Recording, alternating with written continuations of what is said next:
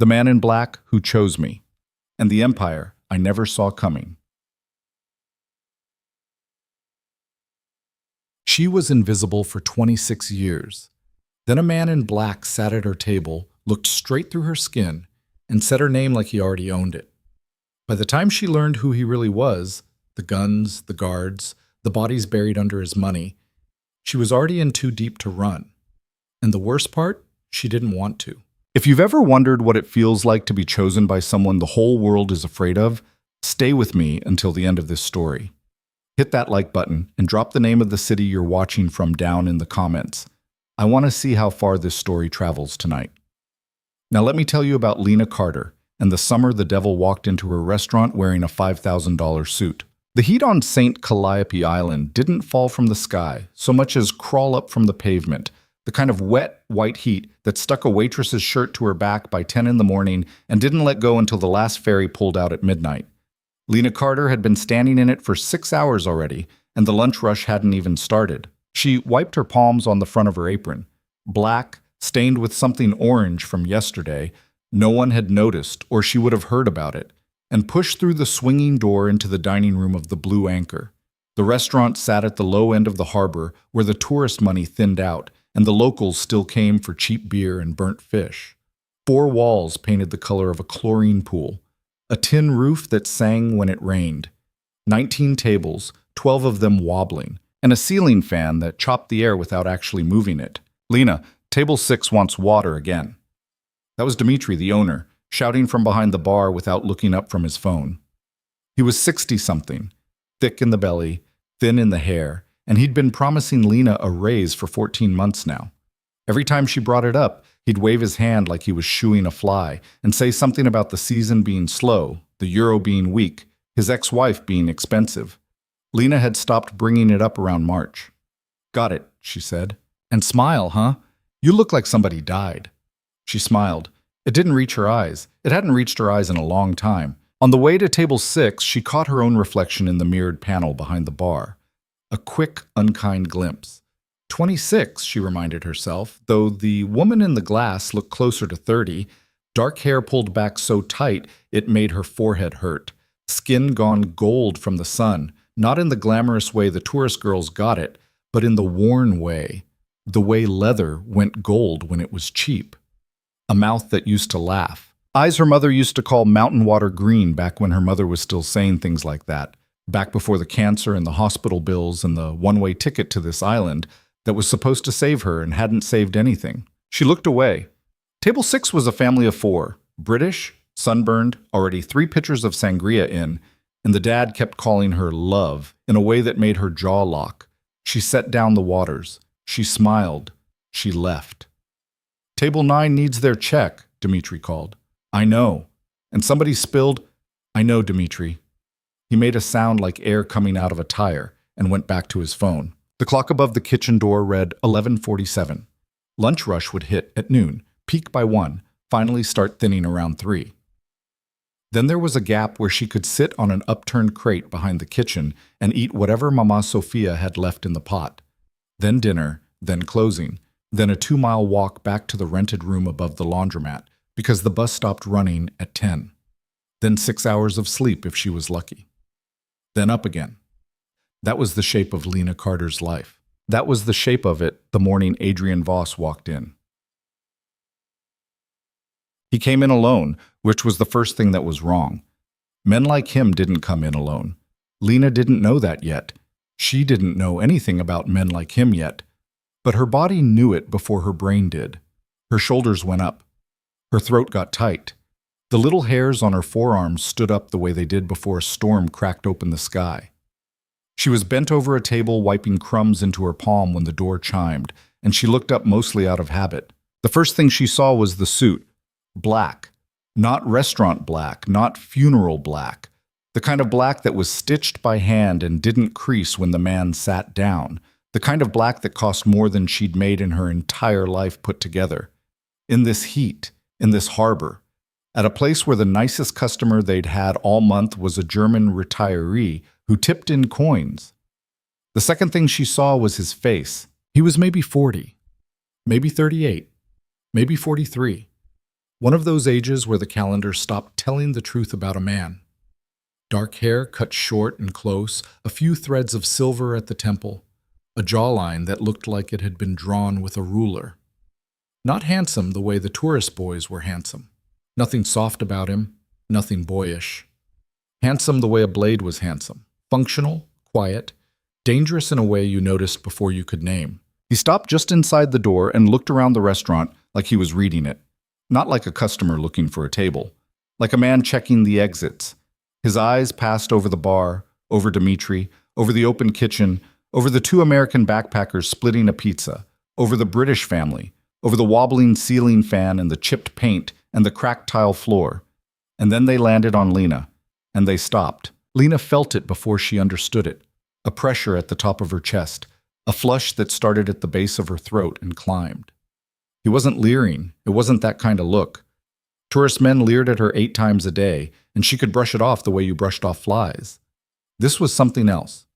This was a man looking at her like he was reading a file, like he already knew her name and was just comparing it to the photograph. She straightened up. The crumbs fell out of her palm. He walked to table 4, her section, the worst table in the house, right under the broken ceiling fan, the one she only ever sat couples who didn't tip, and pulled out a chair and sat down, and put his hands flat on the table in front of him. He didn't look at a menu. He didn't look at his phone. He looked at her. "Lena!" Dimitri's voice snapped behind her, and she jumped. "Table 4, go!" He just sat himself. Everybody sits themselves. We're not the Ritz. Go. She went. She grabbed a menu on the way, a laminated thing with a ketchup thumbprint on the corner, and she walked over and set it down in front of him and said, in the voice she used for all of them, the voice that had been sanded down to nothing by 1,000 8-hour shifts, "Welcome to the Blue Anchor. Can I get you something to drink while you look at the menu?" He didn't touch the menu. "Water," he said. "No ice, no lemon, and black coffee, if you have it strong." His voice was low. American. She'd expected Eastern European for some reason, maybe because of the suit, maybe because Dimitri's clientele skewed that way. But American, and specifically the flat, vowel-shaved American of the East Coast, New York maybe, somewhere that got cold. No accent she could place beyond that, no warmth in it, but no coldness either. Just a voice that said what it meant and didn't waste syllables. "Sure," she said. "Anything else?" He looked at her for a beat too long before answering. "Not yet." She almost asked him what he meant by that. Almost. But the British dad called love at her from across the room, and she turned and went, and by the time she got back to the kitchen, her hands were shaking. She told herself it was the heat. Mama Sophia, 6 feet tall, and 70 if she was a day, was at the espresso machine with a cigarette in the corner of her mouth, even though there were 3 signs in the dining room about smoking. She took one look at Lena and raised an eyebrow. "What?" "Nothing," Lena said. "Guy at 4 wants black coffee. Strong." "A man in a suit?" "Yeah." Mama Sophia made a face. "I saw him come in. He's not here for the sangria." "What's that supposed to mean?" "It means strong coffee." Mama Sophia pulled the shot and didn't smile. "Be careful with that one, cariño." "It's a customer." "Hmm?" "It's just a customer, Sophia." "I said be careful. You used to know what careful meant, before Dimitri broke you." Lena didn't answer. She took the coffee and the water and went back out. She set the coffee down in front of him with a little more noise than she meant to. The cup clicked against the saucer. "Sorry." "Don't be." She started to turn away. "Lena." She stopped. She hadn't told him her name. Her name tag was on her apron, yes, crooked, half covered by a grease smear. But he hadn't glanced at it that she'd seen, and nobody said her name like that. 2 syllables, slow, like he was weighing them in his mouth to see what they were worth. She turned back. "Yes? Sit down." Just like that. "No, please." Not rude, exactly. She'd had Rude, she knew Rude. Rude was the German man last week who'd snapped his fingers at her 3 times in a row, until she walked away. This wasn't that. This was a man who was used to being listened to.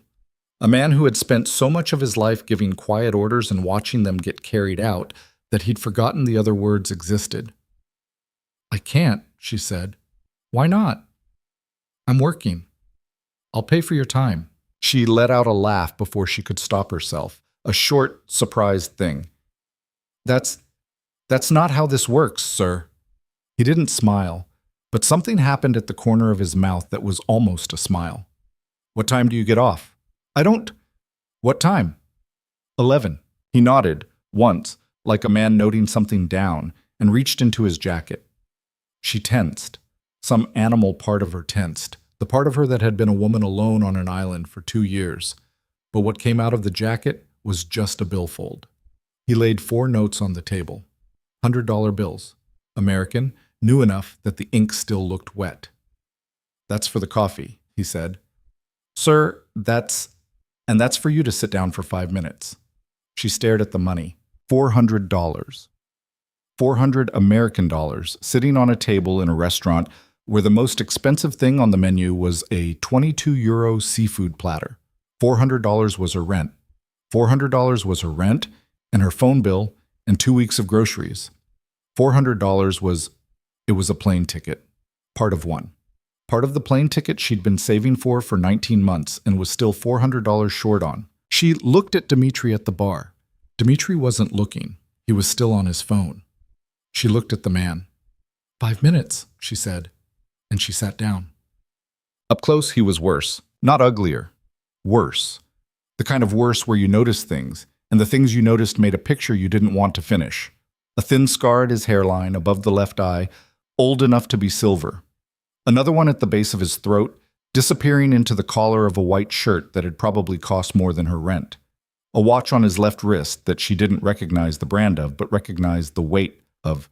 The heavy, unadvertised weight of real metal. A ring on his right hand, dark stone, no crest. Clean fingernails. Hands that weren't pretty. The knuckles of the right hand had been broken at some point and reset and hadn't quite lined up again. Those hands folded themselves on the table in front of her. "What's your name?" he asked, and it was the first thing he'd said that sounded like a normal human question. "You already knew it." "I read it off the tag." "No, you didn't." He looked at her, and then, for the first time, he really did almost smile. "Lena Carter," he said. 26, born in a town called Millbrook outside Pittsburgh. Mother, Diane Carter, passed April of last year. Father, unknown. You worked 2 years at a dental office and 8 months at a community college library before you came here. You've been at this restaurant for about 14 months. Your landlord's name is Andreas. You pay him €420 a month in cash. You walk to work because the morning bus costs $180 and you're saving to leave. He said all of it evenly, like he was reading a grocery list. Lena's hands were numb. The dining room around her had gone very, very small. "Who are you?" she said. Her voice came out steadier than she felt. That surprised her. "Who the hell are you?" "Adrien Voss." "That doesn't mean anything to me." "Good." "Are you a cop?" "No." Are you with some kind of agency? Because I swear to, I'm not with any agency, Lena." "Then how do you—" "Because I wanted to know." He said it the way another man might say, "Because I was thirsty." Like it was the most natural thing in the world. Like wanting to know something about a waitress in a failing restaurant on an island in the middle of nowhere, and then knowing it was how normal men spent their Tuesdays. She stood up. "Thank you for the coffee, sir. I have to— Sit down, please." The please stopped her. Not because it was polite, because it was the first time he'd used a softening word at all, and it landed wrong on him, the way a smile lands wrong on a statue. She sat back down. She did not know why. "Well, I'm not going to hurt you," he said. "People who aren't going to hurt you don't usually have to say that." "That's fair?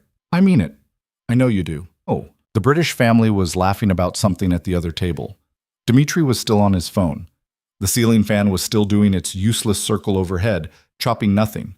And Lena Carter was sitting across from a man in a $5,000 suit who knew her dead mother's name, and she could not make her legs carry her away from the table. "Why?" she said finally. "Why what?" "Why do you know those things about me?" He was quiet for a long moment. He picked up the coffee cup. He drank from it. He set it down.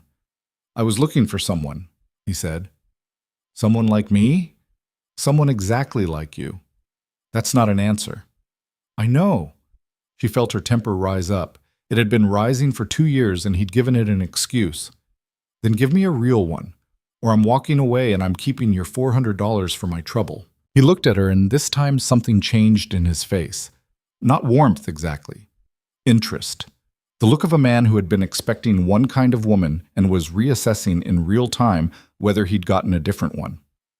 Good, he said quietly. Keep it. Don't patronize me. I'm not. Answer my question. He leaned back in his chair. The chair was a cheap white plastic thing, and it didn't creak for him the way it creaked for everyone else. Because Adrien Voss was one of those men who had learned how to distribute his weight so he didn't make noise. I was in this country on business, he said, a week ago. There's a villa on the west side of the island, up past the old lighthouse. I've owned it for some years. I don't come often. I came last week because I needed to be somewhere I wasn't expected. Okay. The first night I couldn't sleep. I walked down to the harbor at about 2 in the morning. I passed this restaurant. It was closed. A woman was sitting on the curb out front crying. Lena's stomach dropped because she knew which night he was talking about. She knew exactly which night. It was the night Dimitri had screamed at her for breaking a wine glass.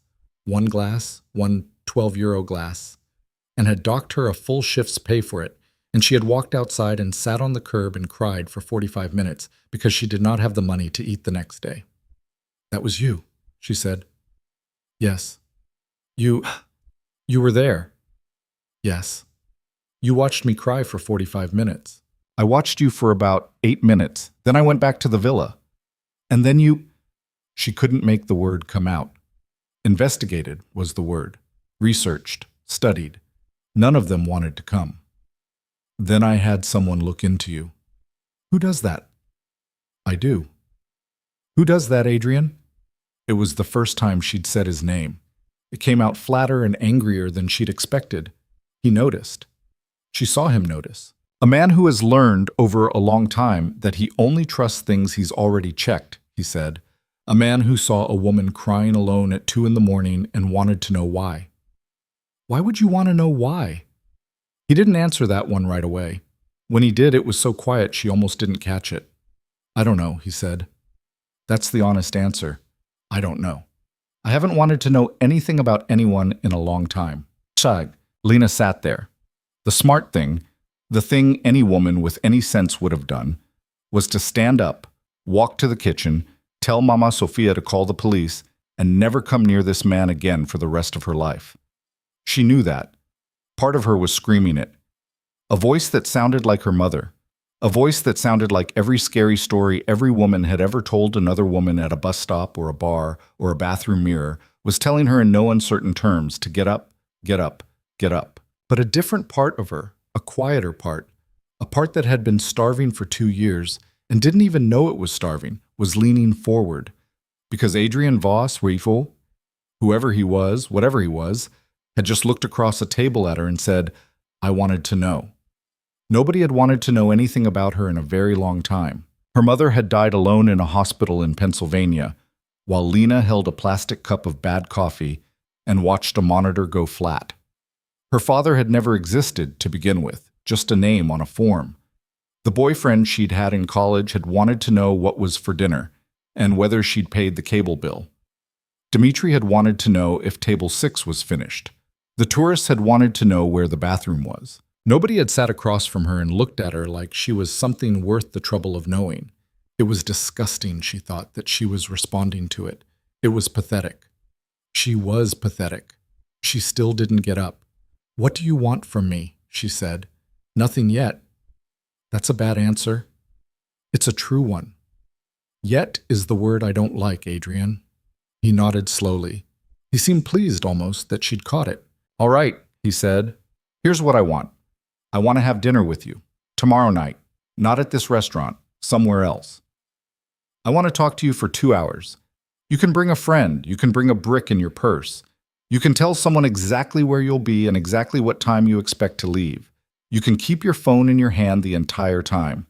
I will pay for a driver to take you there and back. I will never touch you. At the end of 2 hours, if you want to walk away from me and never see me again, you walk away. And I'll make sure your life here gets easier, quieter, whatever you need, and you'll never see me again. And if I don't walk away? Something moved behind his eyes. Then we have another dinner. That's a hell of a sales pitch. I'm not good at selling things. You seem like you're pretty good at getting what you want. Those aren't the same thing. She stared at him. Why me? She said. Out of every woman in the world. Why the girl crying outside the cheap restaurant at 2 a.m? There are prettier women, Adrien. There are women with less baggage. Don't tell me I'm special. Don't insult me. I wasn't going to. Then why? Because you didn't look broken, he said. You look tired. There's a difference, and most people don't see it. Broken women look surprised when things go badly. You didn't. You looked like a woman who had been told her whole life that nothing would ever be given to her, and who had already decided to keep going anyway. That kind of... He stopped. He almost said a word and changed his mind. That kind of person, Lena, that's rarer than you think. Her eyes stung. She hated herself for it. She hated that it worked on her. She hated that she could feel the blood moving in her face and the pulse going in her neck, and she hated most of all that she didn't hate him, not the way she should have, not the way every voice in her head was telling her she had to. I have to get back to work, she said. Tomorrow night. I didn't say yes. Tomorrow night, 8 o'clock. If you want to come, there'll be a black car outside the laundromat at 7:45. Andreas's place, upstairs. If you don't come down, the car leaves. I'll never bother you again. You keep the money either way. You shouldn't know where I live. I know. Then why did you tell me you know? Because I didn't want to lie to you. She stood up. This time her legs worked. Don't come back to this restaurant, she said. I won't. And don't send anyone to watch me. I wasn't going to. I mean it, Adrien. I hear you, Lena. She walked away from the table. She did not look back. She went into the kitchen and she stood in front of the walk-in freezer for 30 seconds with her hand on the handle, because the cold coming out of the vent was the only thing she could feel that wasn't her own blood. And she breathed in and out, until Mama Sophia came up behind her and put a heavy hand on her shoulder and said, Cariño, sit. You're the color of milk. Lena didn't sit. I need 5 minutes. I need the bathroom. Go. I'll take your tables. She went. In the bathroom, she locked the door and put her back against it and slid down until she was sitting on the tile. She took the $400 bills out of the front pocket of her apron and spread them on the floor in front of her and looked at them like they were a puzzle. They were real. Of course they were real. She sat there and she did the math she had been doing for 19 months. $400 meant she was $87 short of a ticket home. Not 487, 87. She could go home. She could go home in 3 weeks. She could get on a plane and leave this island and leave Dimitri and leave Mama Sophia and leave the man in the black suit and never have to find out what he was or what he wanted or what the word yet was going to turn into in his mouth. She should. She pressed her forehead against her knees and she breathed, and she knew, with a clarity that frightened her, that she was not going to. I'd see. The lunch rush hit. She worked through it on autopilot. She carried plates and she smiled at strangers, and she dropped a glass and Dimitri yelled, and Mama Sophia yelled back at Dimitri on her behalf, which had never happened before. And by 3 o'clock, the place had mostly emptied out, and Lena was sitting on an upturned milk crate behind the kitchen, eating cold fish out of a plastic container and staring at the harbor. The harbor was beautiful. That was the cruel part of the island. No matter how bad your day was, the water was still turquoise and the boats were still white, and the sky was still the kind of blue that people came from 4 countries to look at. It made your problems feel both larger and smaller at the same time. Smaller because who had the right to be miserable in front of a view like that? Larger because the view didn't help you pay rent. Mama Sophia came out the back door with 2 cigarettes, and she handed one to Lena without asking, even though Lena had quit 8 months ago. Lena took it. They smoked in silence for a while. The man in the suit, Mama Sophia said eventually. You took his money. How do you know? I saw it on the table when I cleared it. 4 notes. Americano, big numbers. You're not going to tell Dimitri. Cariño, please. I've been lifting off that man for 15 years. Lena laughed, and it surprised her, a short bark that hurt somewhere in her chest. He asked me to dinner. Oh no. I didn't say yes. You didn't say no. No. Mama Sophia exhaled a long plume of smoke and looked out at the harbor. She was from somewhere further south, somewhere Lena had never asked about. She had hands like worn leather and a mouth that got hard around certain subjects, and she'd been kind to Lena in small, practical ways for 14 months. An extra plate of food here, a 20 slipped into an apron pocket there, the kind of kindness that didn't make speeches about itself. Listen to me, Mama Sophia said, not looking at her. I don't know that man, but I know his kind of man, you understand? I know his kind.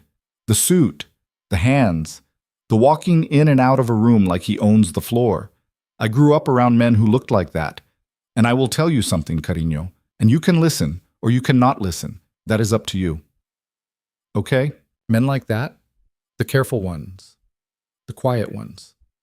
The ones who know your name before you tell them. They are not dangerous the way the loud ones are dangerous. The loud ones, they break a glass, they hit a waitress, the police come, it's over. The quiet ones, they don't break anything that shows. They take pieces of you, small pieces, over a long time. And you don't know they're taking them until one morning you wake up and you don't remember who you were before you met them. Lena looked at her cigarette. It had almost burned down to her fingers. He said he wouldn't touch me. Of course he did. He offered me a driver. He said I could bring a friend. He said I could leave whenever I wanted. Of course he did, Cariño. Sophia, I need the money. Mama Sophia looked at her, really looked at her, for the first time in the conversation. Her eyes were very dark and very tired. I know you do, she said. That's the part that kills me. They were quiet for a while. Is he? Lena started and stopped. Do you think he's? I don't know what he is. But you have a guess. Mama Sophia ground out her cigarette against the wall of the restaurant. She didn't throw it away. She tucked the stub into the pocket of her apron, a habit from wherever she was from a place where you didn't leave your cigarettes where the police could find them. I have a guess, she said. I'm not going to tell you what it is. Why not? Because if I'm wrong, I've ruined a rich man for you. And if I'm right, you'll hear it from his own mouth soon enough. And no mamacita you barely know is going to be able to talk you out of it. So I'm going to say one thing, and then I'm going to stop. Okay? Mama Sophia turned to face her. If you go tomorrow night, you keep your phone in your hand, you tell me where you're going, you tell me when you expect to be back. And if you don't come back by the time you said, I call everyone I know on this island, Cariño, and you would be surprised who I know. You understand? Lena's throat closed up. Yeah. Say it. I understand. Good. Mama Sophia reached out and put a hand against Lena's cheek. Her palm was rough and warm. You're young, she said. You forget that. You work like a horse, and you've lost your mother and you think you're old. But you're young, Lena. You have a lot of mistakes left to make. Just try to make the kind you come back from. And then she went back into the kitchen and started yelling at Dimitri about the shrimp, and the moment was over.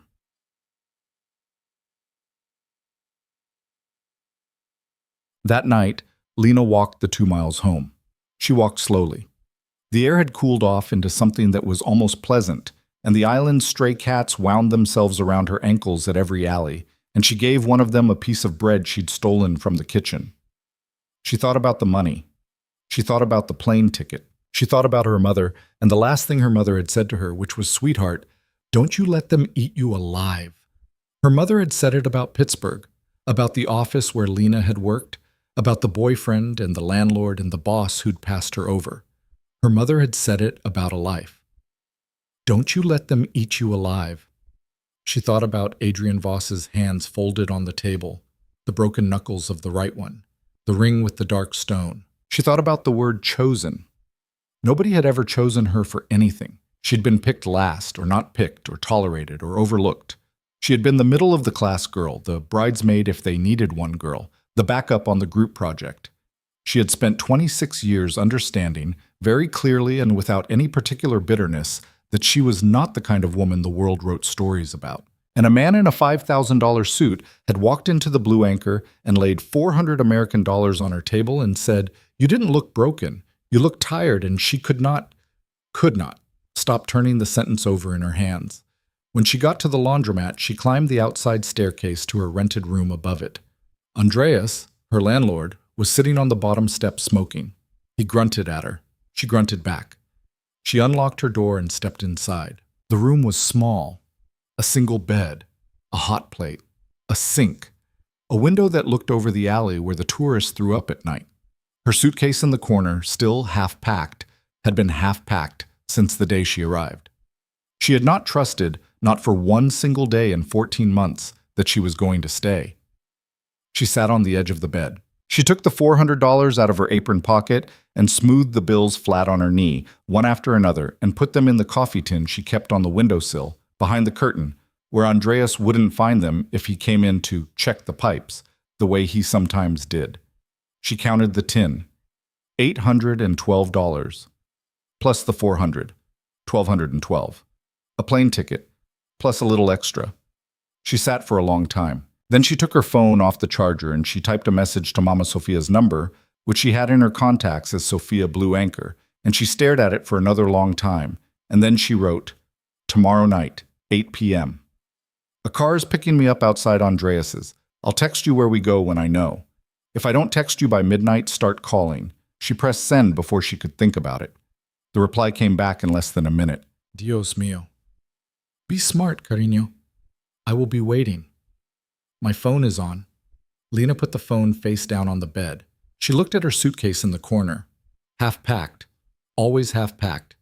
Through the thin wall, she could hear Andreas's television, a soccer game, a man shouting in a language she didn't speak. She could hear a motorbike going past on the street below.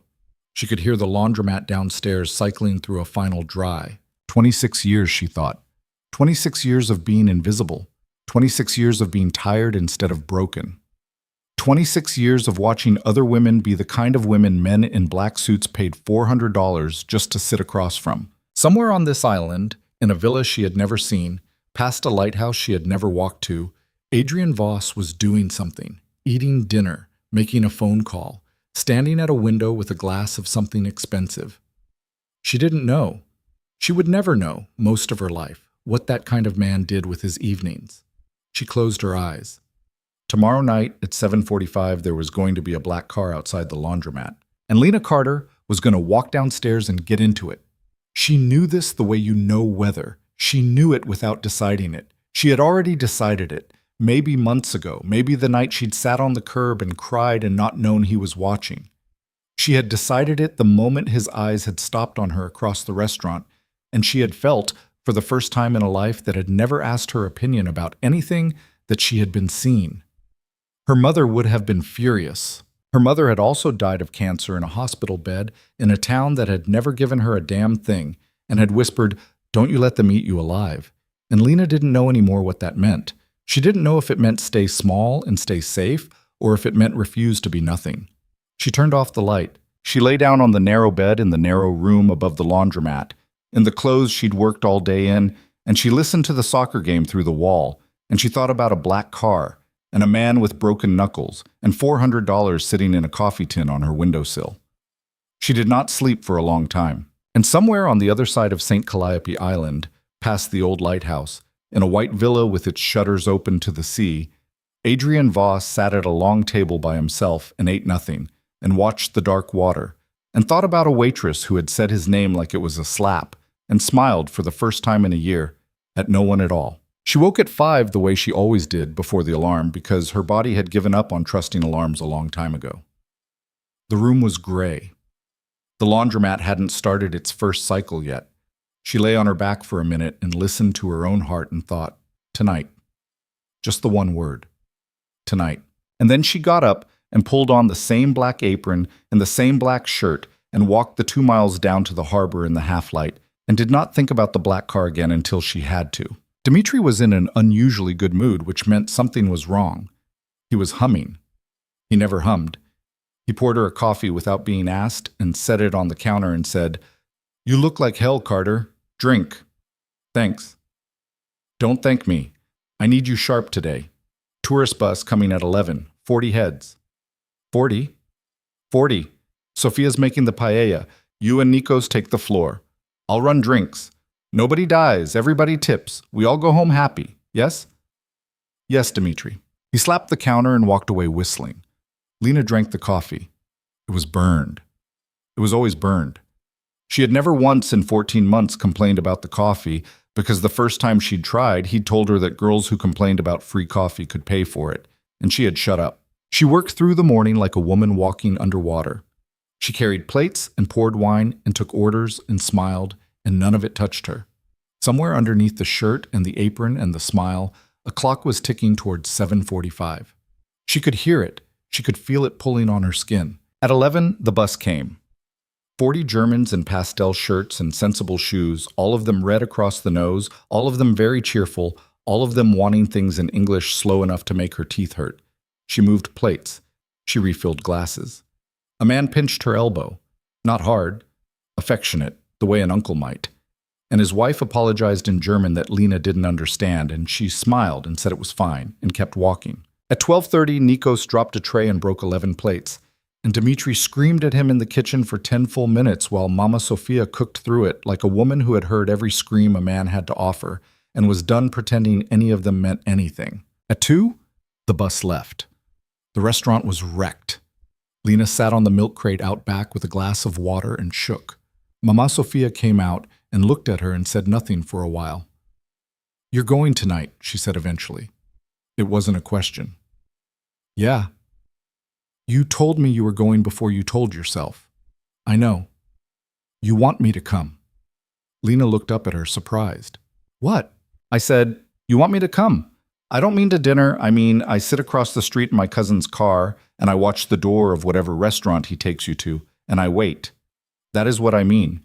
You say the word, cariño, and I bring my cousin, and we wait." Lena's throat did something embarrassing. I would. I am not offering to be your mother. Your mother is gone, and I am not her, and I would not insult her. I am offering to be the woman in the car across the street. That is a different kind of woman. Every woman should have one. Lena wiped her face with the back of her hand. She was surprised to find it wet. "No?" she said. "No, He said it's on the east side, past the marina. I'll text you the address when we get there. If something feels wrong, I'll leave. I'll take a cab. I have money now." "You have money now." "I have money now." Mama Sophia nodded slowly. "That is the most expensive sentence a woman ever says, cariño." "What does that mean?" "Nothing. Go. Finish your shift. Go home. Take a shower. Wear the green dress." "I don't have a green dress." "Then wear whatever you have." "But cariño, wear it like it's yours, not like you borrowed it from a better life." She got off at 6. Dmitri let her go early, which was another thing that had never happened, and she should have been suspicious, but she wasn't, because she was already somewhere else in her head. She walked home. She climbed the staircase.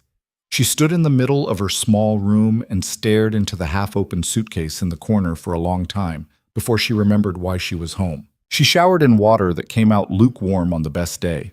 She washed her hair with cheap shampoo that smelled like coconut and nothing else. She stood in front of the cracked mirror above the sink and looked at her own face and saw a woman she didn't quite know. She didn't own a green dress.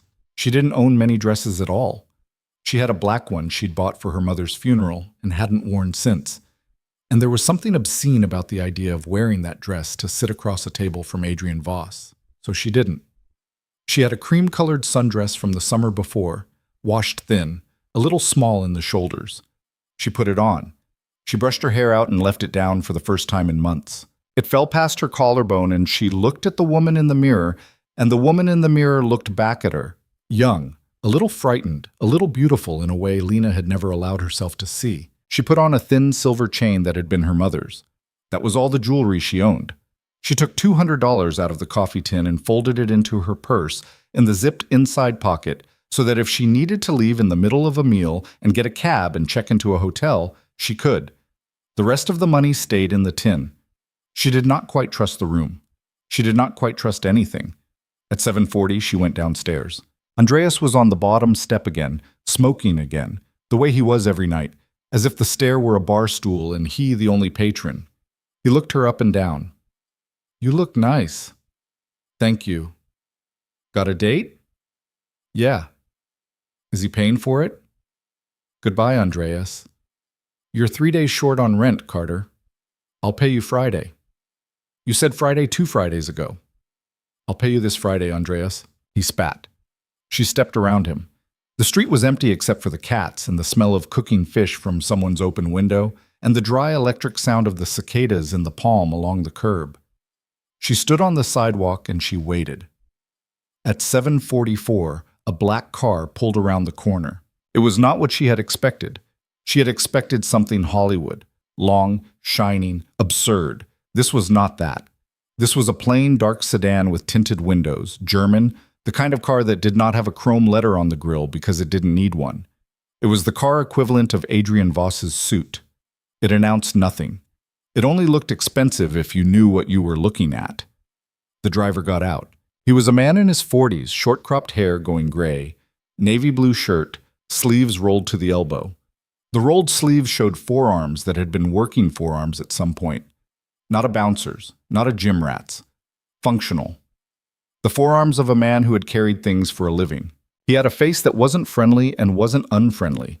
Just a face that had been put into service a long time ago and had stopped expressing its owner's feelings because its owner's feelings weren't relevant to the job. Miss Carter. Yes. My name is Polly. I'll be driving you tonight. I work for Mr. Voss. Do you want to see identification? Yes. He held out a laminated card.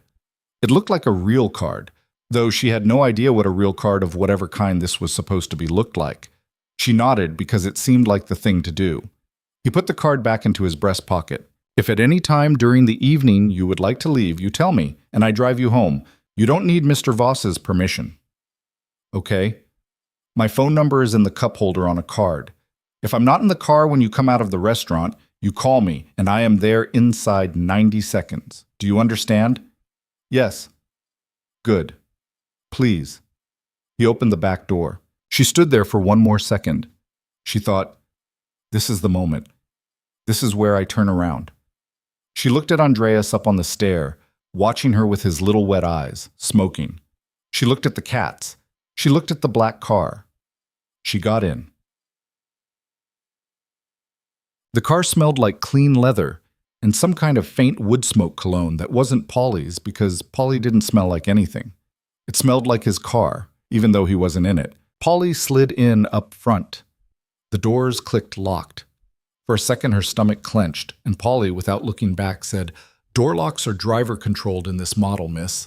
I lock them in traffic. You can unlock your door from your side at any time. If you press the black button above the window now, you'll hear it release." She pressed the button. The door unlocked. She pressed it again. It locked. It was such a small thing. She felt her shoulders come down half an inch. Thank you. Of course. They drove. The island at dusk was the kind of pretty that would have made her eyes sting if her eyes hadn't already been on the edge of stinging for an entirely different reason. Pink sky going violet. Whitewashed houses leaning into each other down the narrow streets. Old women out on their front steps with fans. Boys kicking a soccer ball against a garage door. A cat on a stone wall. The air smelled like grilled meat and diesel and the sea and jasmine from some garden she couldn't see. They left the town. The road climbed. The headlights cut through a darkness that got bigger and bigger the further they went from the harbor. She thought, for a second, that he was taking her all the way out past the lighthouse to his villa, and she felt her heart kick, and then the car turned down a narrow lane she hadn't known was there, and came out at a terrace restaurant on a cliff above the sea. The restaurant had no sign.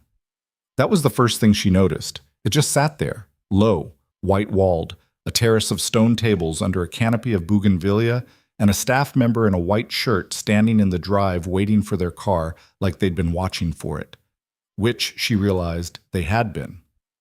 "We're here, miss." "Thank you, Polly." "I'll be in the lot across the road. Your driver card is in your purse?" "Yes." "Good. Take your time." She got out. Her legs held. She had wondered if they would. The staff member nodded at her, Miss Carter, and led her, not through the front of the restaurant, but around the side, along a stone path lit by small bronze lanterns half buried in the grass, to a terrace with one table on it. One table. Not one of many. One. He had taken the entire terrace. Adrien Voss was already standing beside it. He was in black again, different suit, no tie this time, white shirt open at the collar. The scar at his throat was more visible without the tie. He watched her walk toward him with the expression of a man watching weather come in. Lena. Adrien. You came. I came. I wasn't sure you would. I almost didn't. He pulled out her chair. She sat. He sat opposite. The staff member produced water and disappeared.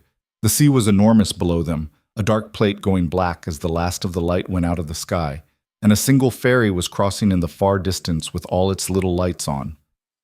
Before we talk, he said, I want to tell you something. I don't know if I said it yesterday in a way that reached you. Okay. If at any point tonight you want to leave, you stand up and you leave. You don't finish your sentence. You don't finish your drink. You don't explain yourself. Paulie is across the road. He'll have you back at your door in 20 minutes. That's not a performance. That's a fact. I know, he told me. Good. Adrien. Yes. I don't want you to say anything nice to me tonight. He tilted his head. I don't know what you mean. I came here because yesterday you said one thing to me and it did something to me. And I've spent 24 hours being ashamed of the fact that it did something to me. So if you brought me up here to flatter me, I'm going to stand up and go. I want you to talk to me like I'm an adult. I want you to answer my questions. I don't want to be sold to. She surprised herself. Her voice had come out steady. He looked at her for a long moment. Something in his face shifted, very slightly, in a direction she couldn't read. All right, he said. Good. Then ask. She opened her mouth. She didn't know where to start. She picked the smallest one. What do you do? That's a big question, actually. Start anywhere. He was quiet. He turned his wine glass a quarter turn. She noticed again the knuckles on his right hand. I run a business, he said. Several businesses. Some of them are legitimate. Some of them are in industries where the word legitimate doesn't really apply, one way or the other. I own property in 11 countries. I employ about 400 people directly, and many more through contractors. I am, in a measurable sense, very wealthy. In a less measurable sense, I have a reputation among a certain kind of person that is useful to me.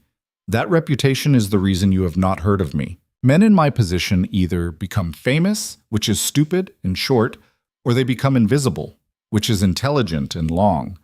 I chose the second a long time ago. She listened. What kind of businesses, Adrien? What kind do you think? Don't turn it back on me. He inclined his head, conceding. Shipping, construction, private security, 2 casinos, one of which is in the Mediterranean and one of which is not, a holding company that owns, among other things, a vineyard and a hotel chain. That's the part I can write down on a tax return. And the part you can't. The part I can't is older, and it's how I started, and it's the reason everything I said before exists. Tell me. Are you sure? I'm sure. He held her eyes. His eyes were the color of something that had been wet for a long time and dried. Gray, she thought, or brown with too much gray in it. I grew up in a city on the East Coast, he said, in a neighborhood that doesn't exist anymore, because the people who ran it are dead or in prison or rich enough to have moved somewhere better. My father worked for a man. My father was not a good man. He was, however, reliable, and reliability in that world is a kind of currency. When I was 14, my father died in a way that made the newspapers for exactly 2 days. When I was 15, I started working for the same man my father had worked for. When I was 22, I worked for a different man. When I was 30, I worked for myself. Do you understand what I'm telling you? I think so. Say it. You're what my mother would have called a criminal, Adrien. He didn't flinch.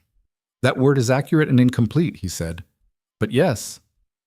Her hands were flat on the table. She looked at them. She looked at her mother's chain, resting against the thin cotton of the cream dress.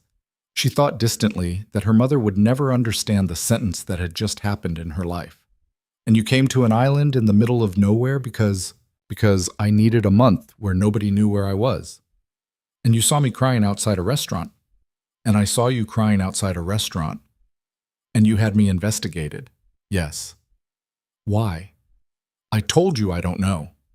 Say something better than that, please. He sat back. For a long time he didn't speak. The sea moved. The ferry crossed another degree of the horizon. Somewhere far off a dog was barking, and somewhere closer someone was playing a guitar, badly, and stopping and starting over. In the life I live, he said finally, most people are one of three things to me. They work for me, they want something from me, or they are afraid of me. That's it. That's the whole list. I haven't sat in a room with a person who didn't fit one of those three columns in. I couldn't tell you, Lena. 10 years. More. Maybe more. Okay. I walked past a woman on a curb at 2 a.m. She wasn't working for me. She didn't want anything from me. She didn't know enough about me to be afraid of me. She was just a person. Crying. Alone. And I stood on the other side of the street and I watched her for 8 minutes. And in that 8 minutes, I felt something I hadn't felt in so long. I didn't have a word for it anymore. It wasn't pity. I want to be very clear. It wasn't pity. What was it? Recognition. She looked at him. Recognition of what? Of tired, he said. I recognize tired. The particular kind, the kind where you've stopped expecting anyone to come get you. I know that kind. I have been that tired. Her eyes stung. She hated him for it. And you had me investigated because you saw yourself in me. I had you investigated because I was not going to walk back to my villa at 3 a.m. and pretend I hadn't seen you. That was the choice. Walk away and forget. Or learn who you were. I don't walk away, Lena. I have never learned how. She was quiet. The staff member came back. Adrien shook his head once, a small gesture, and the staff member disappeared again. You're scaring me, she said. I know. You're not scaring me the right way. I know that too. They ate after a while. She didn't remember choosing what she ate. Something with fish, something with lemon, bread that came warm in a cloth. She ate a few bites. He ate less. They drank wine, a white wine that tasted like green apples and cold stone. And she only had one glass because she had told Mama Sophia she would keep her head on straight, and because something in her was still standing guard at the door of her own mind. He did not ask her to tell him about herself. That was the strangest part. He already knew. He already knew about Millbrook and the dental office and the library and Dimitri and Andreas. He already knew about her mother, which was the part that made her dangerous to him, though she didn't understand it yet. He didn't ask her to perform her life for him. He asked her what she thought of the fish. It's good. It's overcooked. A little. I'll tell them. Please don't. Why? Because I work in a restaurant, Adrien. I know what happens when a man in a suit tells the kitchen something's overcooked. Somebody loses a shift. I don't want to be the reason somebody loses a shift. He considered her for a long time. Noted, he said. Thank you. You've never lost a shift over a fish? I've lost a shift over a wine glass. That sounds like a story. She told him. Not all of it. The bones of it. The 12-euro glass. The night on the curb. It was the first time she had told the story out loud, and hearing it come out of her own mouth was like hearing somebody else's life. He did not react while she told it. He watched her face.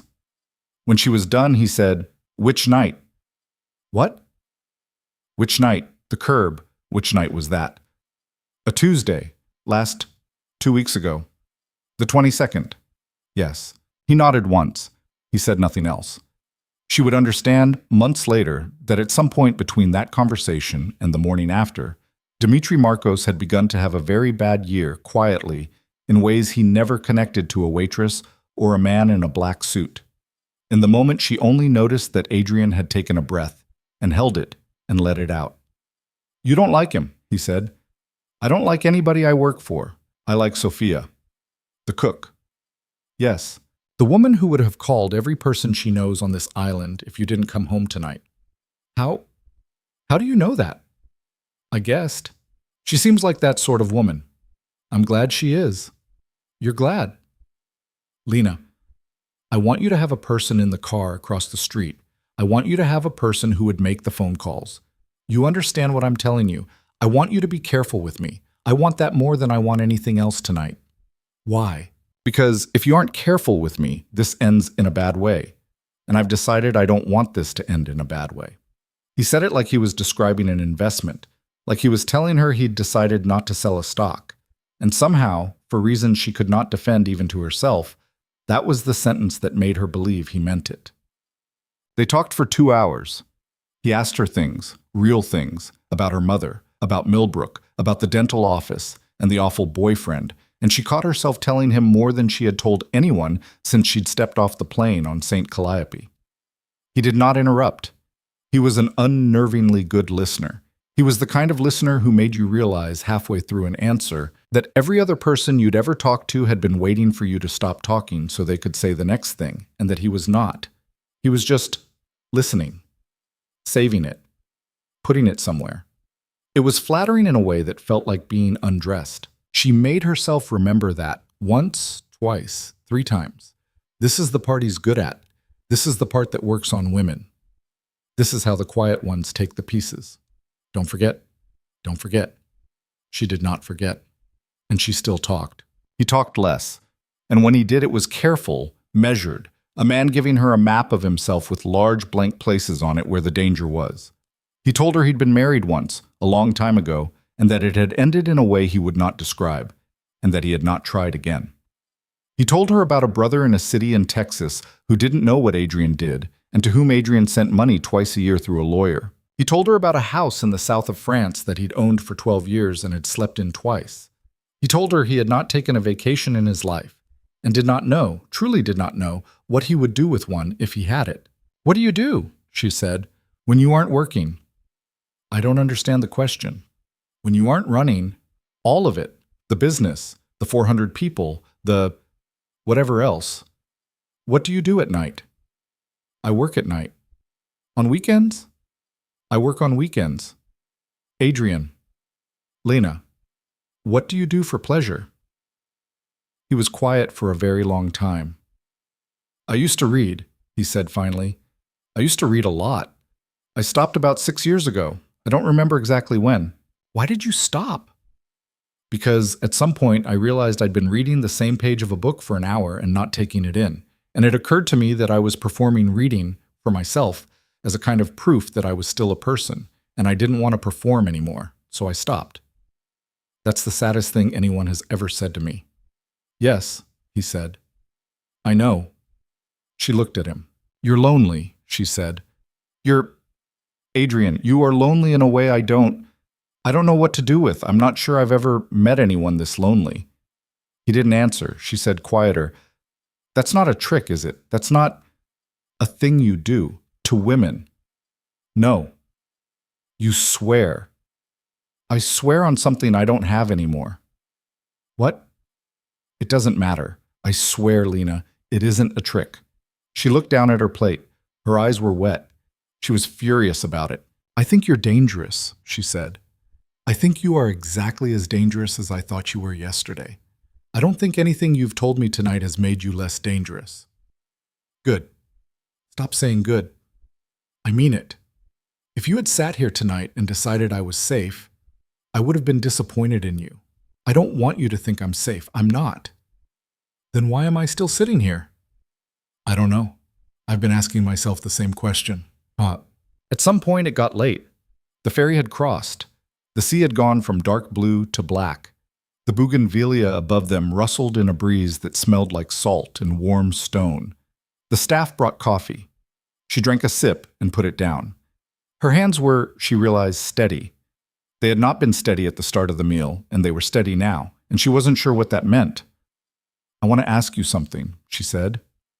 "Ask?" "Yesterday you said, you used the word yet. You said you didn't want anything from me yet." "I remember. I've been thinking about that word for a day." "I know. What did you mean?"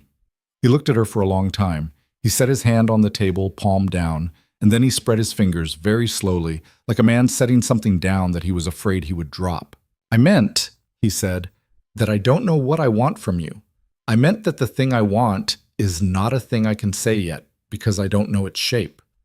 I meant that I know myself well enough to know that I am going to want something, and I didn't want to lie to you and tell you I wasn't. That's not... I know. That's a terrifying thing to say to a woman, Adrien. I know it is. I said it anyway. She sat with it. She sat with it a long time. The staff member appeared at the edge of the terrace. Adrien lifted 2 fingers. The staff member disappeared. I want to ask you one thing, he said, and then I'll drive you home.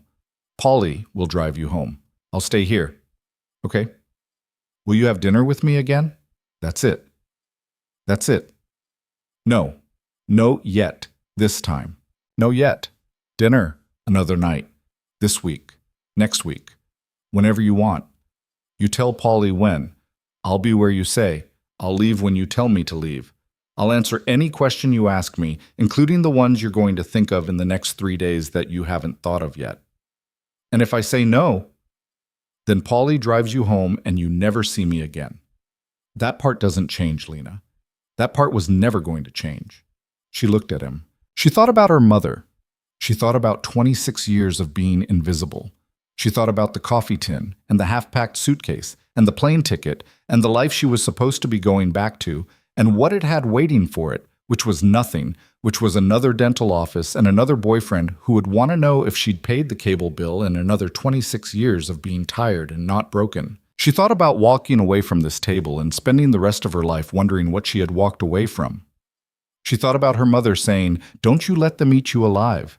She thought about Mama Sophia saying, "They don't break anything that shows." She opened her mouth, and she didn't know what was going to come out of it until it did. "Yes," she said. "Chat." Afterwards, she couldn't remember getting up from the table. She remembered his hand, briefly, at her elbow, to steady her on the stone steps down from the terrace, and then gone again before she could react to it, gone so fast it almost hadn't happened. She remembered the black car pulling up. She remembered Polly opening the back door without a word. She remembered Adrien standing in the drive with his hands at his sides, not waving, not smiling, just watching. A man watching a thing he had decided on. Polly got in the front. The car pulled away down the lane. In the side mirror, she watched Adrien Voss's figure get smaller and smaller and then disappear behind the bougainvillea, and she sat very still and listened to her own heart. "Miss Carter." "Yes." "How was your evening, if I may ask?" "It was... I don't know how it was, Polly." "That's often the answer, in my experience." She almost laughed. She didn't quite have it in her. "Polly." "Yes, miss." "How long have you worked for him?" A pause. She watched his eyes in the rearview mirror. He was thinking about whether to answer. 19 years, he said. 19 years? Yes. Is he a good man? Another pause. A longer one this time.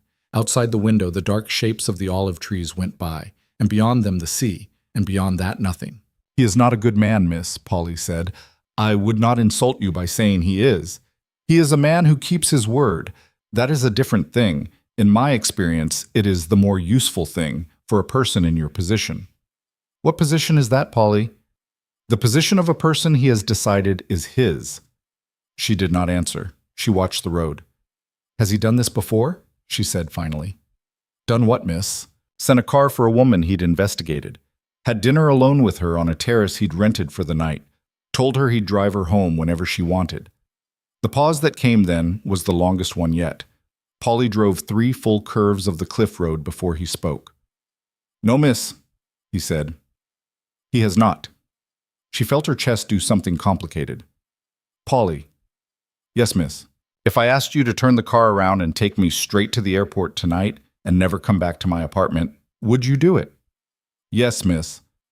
"Even though you work for him?" "Yes, miss. Those are my instructions." "His instructions?" "Yes." "He told you that?" "He told me that this afternoon, before I came to pick you up. He was very specific, miss." She put her face into her hands. She did not cry. She just put her face in her hands for a while, and Polly drove, and did not say anything to her, the way a professional man does not say anything to a woman who needs a minute. When she lifted her head, she said, "Take me home, please, Polly." "Yes, miss." He pulled up outside the laundromat at 10 past midnight. Andreas was no longer on the step. The street was empty. A single street lamp buzzed above the corner. The air had finally cooled. Polly got out. He opened her door. He walked her to the bottom of the staircase. "Miss Carter?" Yes. My card is in your purse. Mr. Voss's number is not. If you want to reach him, you call me, and I reach him. That is the way he wants it. You do not have to keep that card if you don't want it. You can throw it away tonight or tomorrow or next week. He understands. Okay. Good night, miss. Good night, Polly. He got back in the car. The car pulled away. She stood on the street for a minute. Then she climbed the stairs. The room was exactly as she had left it. The suitcase half packed in the corner, the coffee tin on the windowsill, her cheap shampoo bottle by the sink, her mother's photograph in the cracked frame on the little table by the bed. She sat on the bed. She did not turn on the light. She looked at the photograph in the dark. Adrien Carter, 35 years old, leaning against the hood of a maroon Oldsmobile that had died before Lena was born, laughing at something someone off camera was saying, a cigarette in her hand and the sun in her hair. Don't you let them eat you alive. Mama, Lena said, out loud, into the dark, for the first time in months. Mama, I don't know if I'm doing what you meant or the opposite of what you meant. I genuinely don't. I'm sorry. Her mother didn't answer because the dead don't, but the photograph looked back at her anyway with that laughing mouth and those eyes that had known exactly how the world worked. And somewhere, somehow, Lena thought she understood what her mother would have said. Not the clean answer, not the mother of a bride answer, the needlepoint answer, the answer you could put on a coffee mug. The real answer. The answer Adrien Carter would have given at 1 a.m. after her second whiskey, when she was tired, when she was honest. Baby, if a man like that walks into your life, you walk in with your eyes open. You do not lie to yourself about what he is. You do not lie to yourself about what you are. You do not pretend it's love when it's hunger. You do not pretend it's safe when it isn't.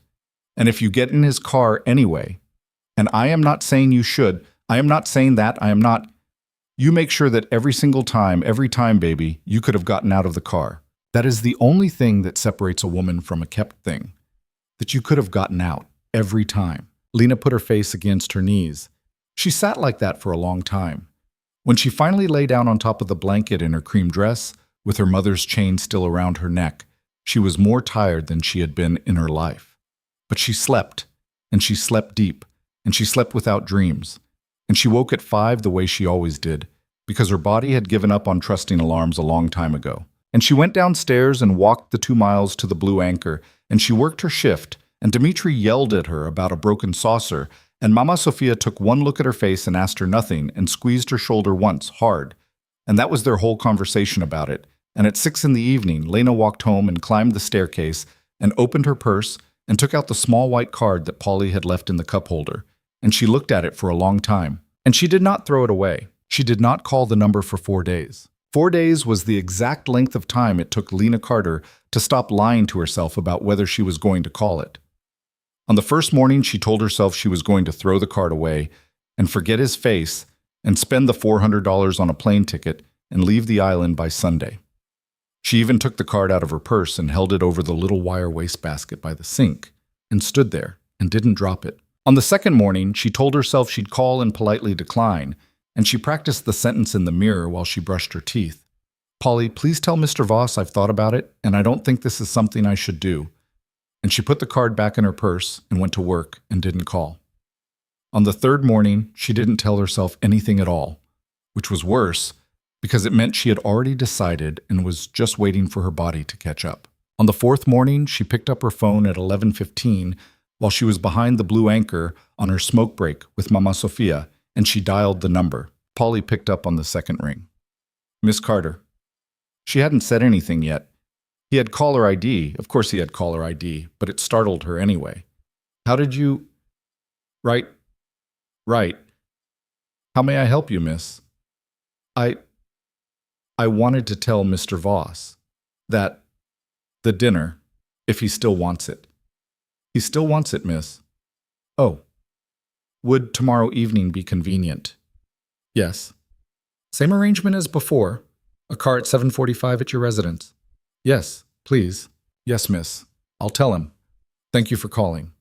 He hung up. Lena stood holding the phone to her ear for a full 10 seconds after the line went dead.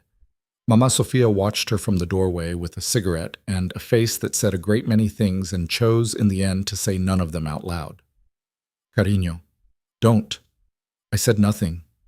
You said it with your face, Sophia. My face is my own. Lena put her phone in her apron pocket. Her hand was shaking, very faintly, in a way she couldn't stop. She pressed her palm flat against her thigh until it stopped. 7:45 tomorrow, she said. Same deal if I don't text you. I will have my phone on. Thank you. Cariño. What? Eat something today, please. You look like a bird. That night, Polly drove her to a restaurant on the other side of the island. A smaller place this time, 3 tables, the other 2 empty. Adrien was already there, already standing when she came in, and this time he crossed the room to meet her and stopped about 3 feet away and kept his hands at his sides, the way a man does when he has trained himself not to reach for a thing. Lena. Hatsai. You came. I called. I know. I was here by 6. Why? Because I didn't know if you'd come, and I didn't want you to walk into an empty restaurant and have to sit at a table and wonder. Adrien. Yes. That's the kind of sentence that's going to get me in trouble. I know. They sat. The food came. He ate a little more this time. She ate less. He told her he'd spent the 4 days in Zurich, and then in a city he wouldn't name, and then on a plane, and then back, and she listened and did not ask what he'd been doing in those cities. She had decided she was not going to ask the questions she didn't want the answers to. She had decided it on the walk down the staircase at 7:40, and she made herself keep the decision. He told her he'd thought about her. He said it plainly, in the middle of a bite of bread, the way a man might say it rained on Tuesday. He said, I thought about you, more than I thought I would. I wanted to tell you that. She looked at her plate. Adrien. Yes. I thought about you too, and I'm not going to tell you how much because I don't trust you not to use it. Fair. Don't agree with me so fast, it's disarming. I know. She half smiled in spite of herself. You're doing it on purpose. I'm not. That's the worst part. I don't know how to do this, Lena. I haven't done this in so long, I don't remember what the rules are. I'm figuring it out in front of you. I'm sorry that's what's happening. I know it's not what women want to hear. Stop apologizing. That's also disarming. All right? Tell me something ugly about yourself. He looked up from his plate. I'm serious, she said. I came here tonight and I still don't know you. I know about the 400 employees and the 11 countries. I don't know you. Tell me something ugly. Something you don't tell women at dinner. He was quiet for a long time. A waiter went by. The kitchen clattered a long way away. I had a man killed last year, he said. She sat very still. I'm going to tell you the whole sentence, he said, because I don't want you to hear it halfway. Last spring, a man who had been working for me for a long time stole from me. He stole from me, and he lied about it, and when I found out, I didn't have him killed right away. I gave him a chance to make it right. He was a man with a family. He didn't take the chance. He made it worse. He tried to have someone on my staff killed to cover it up. That person survived. When that happened, I gave the order. I didn't pull a trigger. I have not personally pulled a trigger in 14 years. But I gave the order, and the order was carried out. And a man who had 3 children is in the ground because I decided he should be. That is the ugliest thing I can tell you about myself at a dinner table, Lena. That is the one I have been sitting with for a year. She put her fork down. Do you regret it? I regret the children. That's not what I asked. I know. Do you regret the order? No. Okay. Okay? I don't know what else to say, Adrien. I asked you for something ugly and you gave me something ugly. I'm not going to sit here and perform horror for you. You told me not to lie to you. I'm not going to. He looked at her for a long time. Something in his face again shifted in a direction she could not name. You're... what? You're not what I expected, Lena. What did you expect? I don't know, something less. You thought you could buy me with attention. He didn't answer that right away. I thought, he said carefully, that I had chosen a tired woman who would be grateful for attention. Yes, that is an honest answer. It's also the answer I'm least proud of. That's a sentence, Adrien. It's the sentence I have for you. She sat with it. She drank a sip of wine. The wine was very good. All his wine was very good. She wondered fleetingly what percentage of the men this dress had seen in its life had been able to afford wine like this, and the answer was 0. And she almost laughed. "Ask me something," she said. "Ask you what?" "Anything. You've been letting me pick all the questions. I don't like it. Ask me something." He thought, "Why did you come back?" "Tonight?" "Tonight." She turned the glass in her fingers. She watched the candle in the middle of the table shiver in a breeze that came from nowhere. "Because I've been invisible my whole life," she said, "and I finally met somebody who sees me, and I know, Adrien, you don't have to tell me, that the reason you see me isn't because I'm special. It's because you're lonely, and I'm new, and I'm the first person in 10 years who didn't want something from you. I know all that. I'm not stupid. But I came back because in the entire time I've known you, you have not lied to me once. And I cannot say that about anyone else in my life. Not my mother, not my boss, not the men I've dated, not my landlord, not one single person. And it turns out being told the truth by a dangerous man is more flattering than being lied to by safe ones. That's my answer. It's not a good one. But you asked." He looked at her over the candle. "That is the best answer anyone has ever given me at a dinner table, Lena Carter." "Don't." "I mean it. I said don't. I'm already here. You don't have to work anymore." "I wasn't working." "Then stop being good at it by accident." He almost laughed. It was the first time she had seen him come close. After that, the evenings stacked up like dominoes. There was the dinner on the cliff, and then the dinner in the small restaurant, and then, 5 days later, a dinner in a place with no name, and a single waiter who called Adrien sir with the kind of care that told her the waiter had been tipped in advance to care. There was an afternoon on a boat, not a yacht, a sailboat, a real one, the kind with ropes that burned your hands if you grabbed them wrong, a thing that surprised her because she had assumed everything about him would be showy, and none of it was. And she sat on the deck in her cream dress, and the salt got in her hair, and he steered with one hand on the tiller and the other at his side, and did not touch her. And at the end of the afternoon, Polly drove her home, and she walked up the stairs to her room and lay face down on the bed and cried for half an hour, and did not know why. There was a lunch at his villa. That was the 6th time she'd seen him, the 2nd week in. The villa was on the west side of the island, past the lighthouse, the way he'd said, up a road she'd never been down, behind a wall she hadn't known existed. It was white. It was quiet.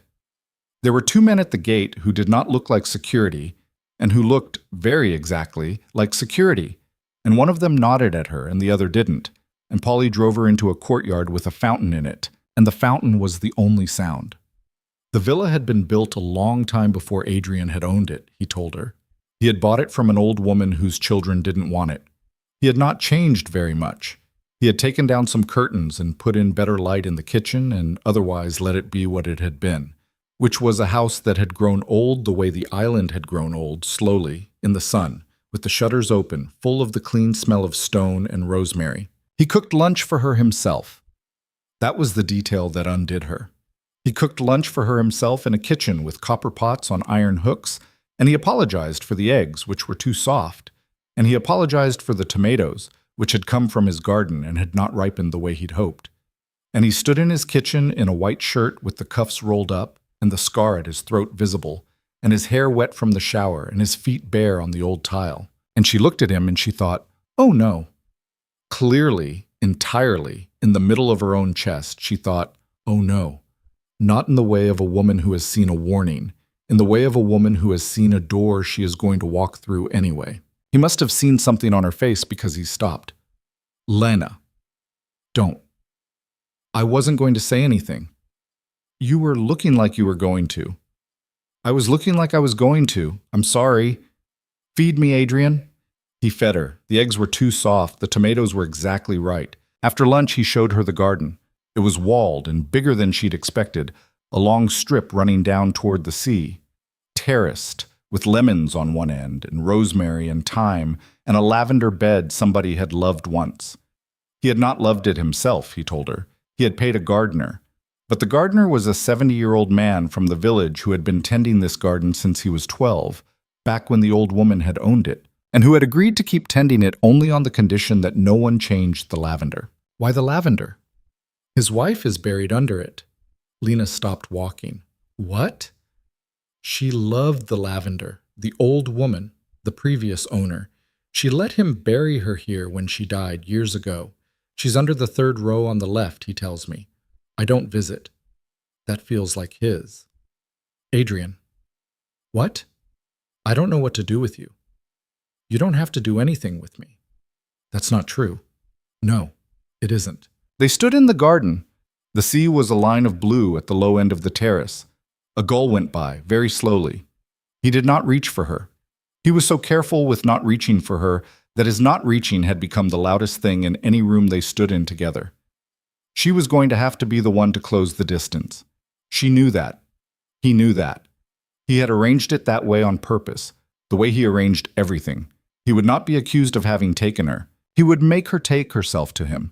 And she had decided she was going to do it, and she was only waiting for the right day. And it was killing her a little. How well he had set the trap, and how willingly she was walking into it. It was not that day. That day she went home.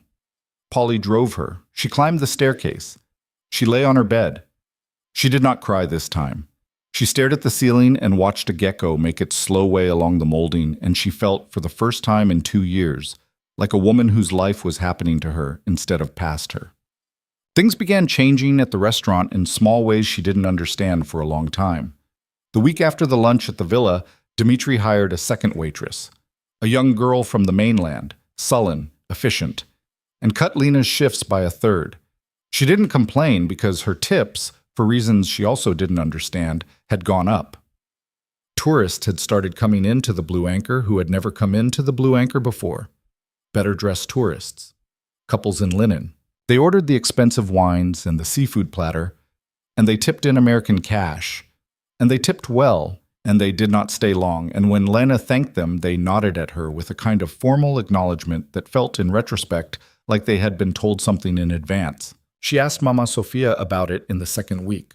Sophia, have you noticed? Noticed what? The tourists, the nice ones, the tips. Mama Sophia did not look at her. She was stirring something in a pot. She stirred it for a long time. I have noticed. Is Dmitri? Dmitri is not bringing in those tourists, cariño. Then who is? Cariño. Sophia. Who do you think? Lena put her hand flat on the wall of the kitchen. He's paying people to come in, to tip me. That is my guess. Yes? That's insane. That's controlling. That's, Sophia, I know what it is, cariño.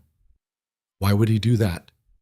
Because he doesn't like seeing you tired, and he has decided in his head that he is going to stop you from being tired, and he can't yet tell you to quit because he knows you won't. So, he is making the work easier, quietly, and the only way a man like that knows how, which is with money. I'm going to tell him to stop. Are you? Yes. Are you going to tell him tonight? Lena didn't answer. Cariño, it's all right to not tell him tonight. Is it? It is all right to not tell him tonight and to think for 3 days about whether you want it to stop. You don't have to decide in the kitchen of the Blue Anchor. That is not a decision for here. Lena nodded. She didn't trust her voice. She didn't say anything to Adrien about it that night. She didn't say anything to him about it for the rest of the week. And this was the first small, quiet way that she began to understand what Mama Sophia had meant about men who took the pieces. Because she had been paying attention for something obvious, a demand, a gift, a command. And he had not given her any of those things. He had made her rent a little easier. He had made her work a little quieter. He had made her walk home a little shorter because there was always, now, a dark car somewhere in her peripheral vision. And she did not know if it was Polly, and she did not want to know, and she did not ask. She was getting used to not asking. Every day there was one more question she had decided she did not need the answer to, and she had not noticed for a while that the list was getting longer. On the 18th night, something happened. They had been at a restaurant called something she couldn't remember, on a beach she'd never been to, in the open air. It had rained earlier. The sand was dark. The sea was a darker line beyond it. They had eaten, and they had drunk a little more than usual, and Adrien had laughed. He had laughed, twice, a real laugh, not the half smile. And she had reached across the table at the end of the meal and put her fingers over his knuckles, the broken ones, very lightly. And he had looked at her like a man who had been shot. Lena. Yes. I know. Say something for me, please. What? Say you want this. She looked at him. The candle between them shook in a breeze off the water. His face was, for the first time since she'd met him, a face without any armor on it at all, and she understood, in that second, that this was a face he did not show to other people, and that she was responsible for it now, that whatever she did next was a thing she was going to be responsible for. I want this, she said. Lena. I said it. Say it again. I want this, Adrien. He closed his eyes. He was not a man who closed his eyes. It was the first time she had seen him close his eyes in front of another person. He closed them for maybe 3 seconds. Then he opened them and he said, Thank you. For what?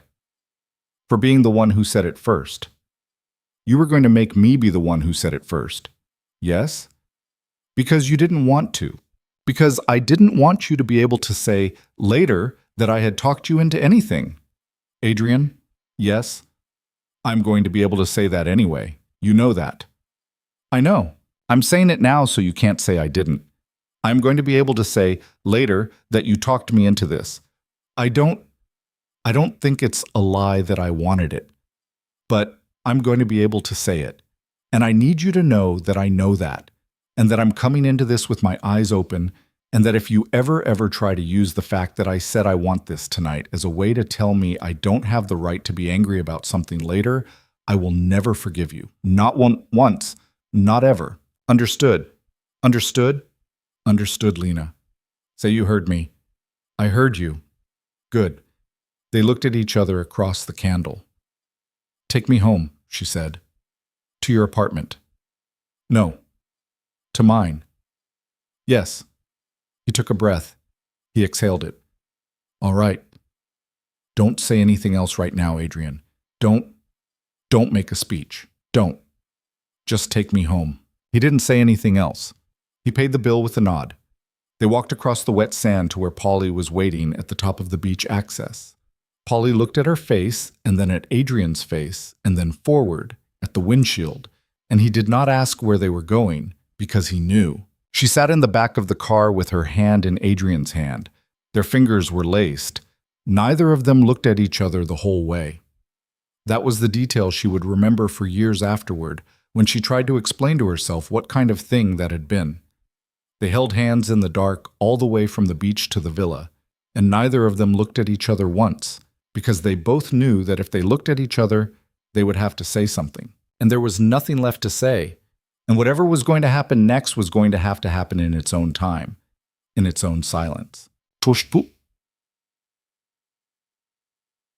In the morning, she woke alone in a bed that was not her own, in a room with high white ceilings and a pair of old wooden shutters hanging open to a courtyard where a fountain was running. It was very early. The light was blue. Somewhere in the villa, a kettle was whistling and stopped, and somewhere further away, a bird was making the kind of clean, 3-note call that meant morning in a place she had never been in the morning before. There was a robe folded at the foot of the bed. She had not brought a robe. He had had one brought in for her.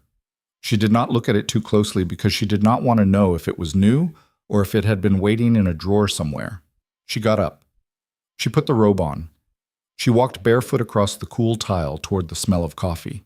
Adrien was in the kitchen in a pair of dark gray pants and a white t-shirt, and the scar at his throat was clearer in daylight than it had ever been. And he had not shaved, and his hair was wet from a shower, and he had a French press and 2 cups out. And when he saw her, he didn't smile.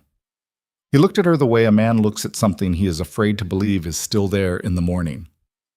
Hi, he said. Hi. I made coffee. I see. You said you liked it black. I do. Sit. She sat. He poured. He pushed a cup across to her. His hand, she noticed, was not quite steady.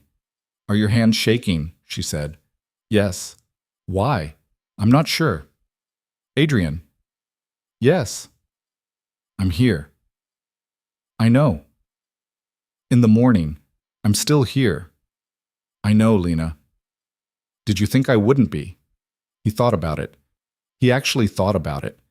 He set the French press down and he put both his hands flat on the counter and he looked at them. I've had a number of nights, he said, in my life where a person was present in the evening who was not present in the morning. Some of them left on their own. Some of them left because I asked them to. I have had very few mornings, Lena, where the person from the night before was still there and where I was glad about it. I don't have good data on what to do in this situation. I'm trying not to do anything stupid. That's the honest answer. That's why my hands are shaking. She looked at him. Her chest did a thing. She did not name the thing. Drink your coffee, Adrien. All right. Come sit over here. All right. He came. He sat. He did not reach for her. She reached for him. She put her hand flat on his chest and felt his heart going, and she said, I'm not going anywhere this morning. I want you to stop being afraid of this morning. All right, he said very quietly. I have to go to work at 1. I know. Polly will drive me. I know. I'll come back tomorrow. Will you? Yes. Lena. What? Thank you. Stop saying that. All right. They drank the coffee. The sun came up the rest of the way. Somewhere in the courtyard, the fountain ran, and the bird made its 3-note call, and Lena Carter, 26 years old, from a town called Millbrook, Pennsylvania, sat in a stranger's kitchen in a borrowed robe and thought very clearly, for the first time in her life, this is how women get into terrible trouble, and then thought, I don't care. It was on a Thursday, about 4 weeks in, that everything cracked. She was on the late shift at the Blue Anchor. It was a quiet night, a dead night. Most of the tourist money had moved up the coast after a festival across the water. And she was wiping down table 6 at around 10:15 when the door chime went. 2 men came in.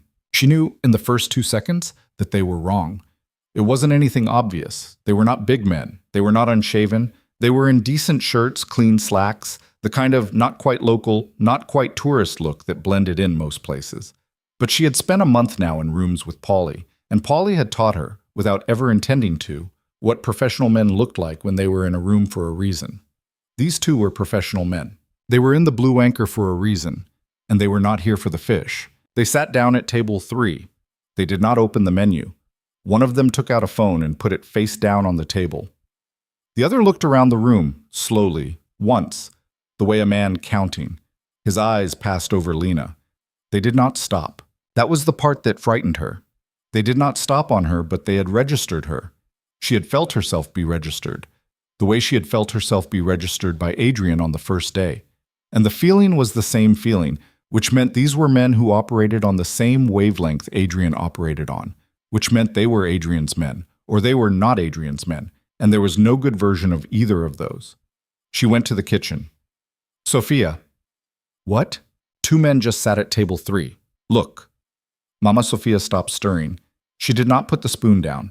She stepped very casually to the cutout where she could see the dining room, and she looked through it for 2 seconds, and she looked away.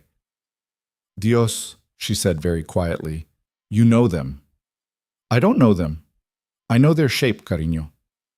Are they his? I don't think so. Then, cariño, listen to me. Listen very carefully. You go into the alley, now. You take your purse. You do not go through the dining room. You go out the back. You walk 3 streets east and you call your driver, the one you call for the dinners. You call him, you tell him to come pick you up. You tell him exactly what I am telling you now, which is that 2 men came into the Blue Anchor tonight that I do not like the look of and that they did not come in for fish. You tell him, do you understand? Sophia, cariño, go, now, go. Come with me. I cannot come with you. I have to be here when they ask a question. I have to answer it in a way that sounds like a woman who does not know anything. If I am not here when they ask, they will know I took you somewhere. Go. Sophia, go. She went. She grabbed her purse off the hook. She went out the back door into the alley. The alley smelled like garbage and the sea. She walked fast. She walked the 3 streets east the way she had been told. Her hands were shaking so badly she could barely work the phone. She dialed Polly. He picked up on the first ring this time. Miss Carter? Polly. Two men came into the restaurant. Sophia says she said, they're not tourists, Polly. She said to call you, right now. A single beat of silence on the line. It was the most she had ever heard Polly pause. Where are you now, miss? 3 streets east. The little square with the fountain. The one with the church. Stay exactly where you are. Stand under the street lamp, not in the dark. Keep the phone to your ear. I will be there in 6 minutes. Do you see anyone you recognize near you? No. Does anyone seem to be watching you? She looked around. She tried to make it look like she was adjusting her hair. No, I don't think so. Good. 6 minutes, miss. Keep talking. Is he? He's with me, miss. He's in the car. I'm on my way. Oh my. Okay. Breathe, miss. Okay. Tell me what they looked like. She told him. She told him everything. The shirts, the slacks, the way they had sat down without looking at the menu, the phone placed face down on the table, the scan of the room by the one on the left. Polly said yes and described his shoulders, and she described his shoulders. And then the black sedan came around the corner of the square with its headlights low, and the back door opened while the car was still rolling, and Adrien was in the back seat, and he reached out one hand to her and said, Lena, get in, now. She got in. The car did not stop moving. He pulled the door shut behind her. Polly hit the gas. The square went behind them. They were on a street she didn't recognize, and then another, and then out of town altogether, and Adrien did not speak for a full minute. And then he said in a voice she had not heard before, a voice with something cold underneath it like a blade laid on a table. Polly, the villa or the boat? The boat, sir. The boat. Yes. He turned to her. He took her face in both of his hands. His hands, for once, were not shaking. They were completely steady. And in that steadiness, Lena Carter understood something she had been refusing to understand for a month. Lena, he said, I have to tell you some things. I am going to tell you all of them. I am not going to leave anything out. But I need you to be somewhere safe first, and I am sorry. I am so sorry that this is the way you are going to find out. Find out what? All of it. Adrien, I had you investigated, Lena. You know that. You've known that. But I haven't told you the rest. And tonight, I have to tell you the rest. Because tonight, someone came looking for you. And they didn't come looking for the waitress. They came looking for the woman I've been seen with. And that is... His voice cracked. Just once, a single place. And it shocked her more than anything else that had happened in the last hour. That is a thing I did to you, Lena.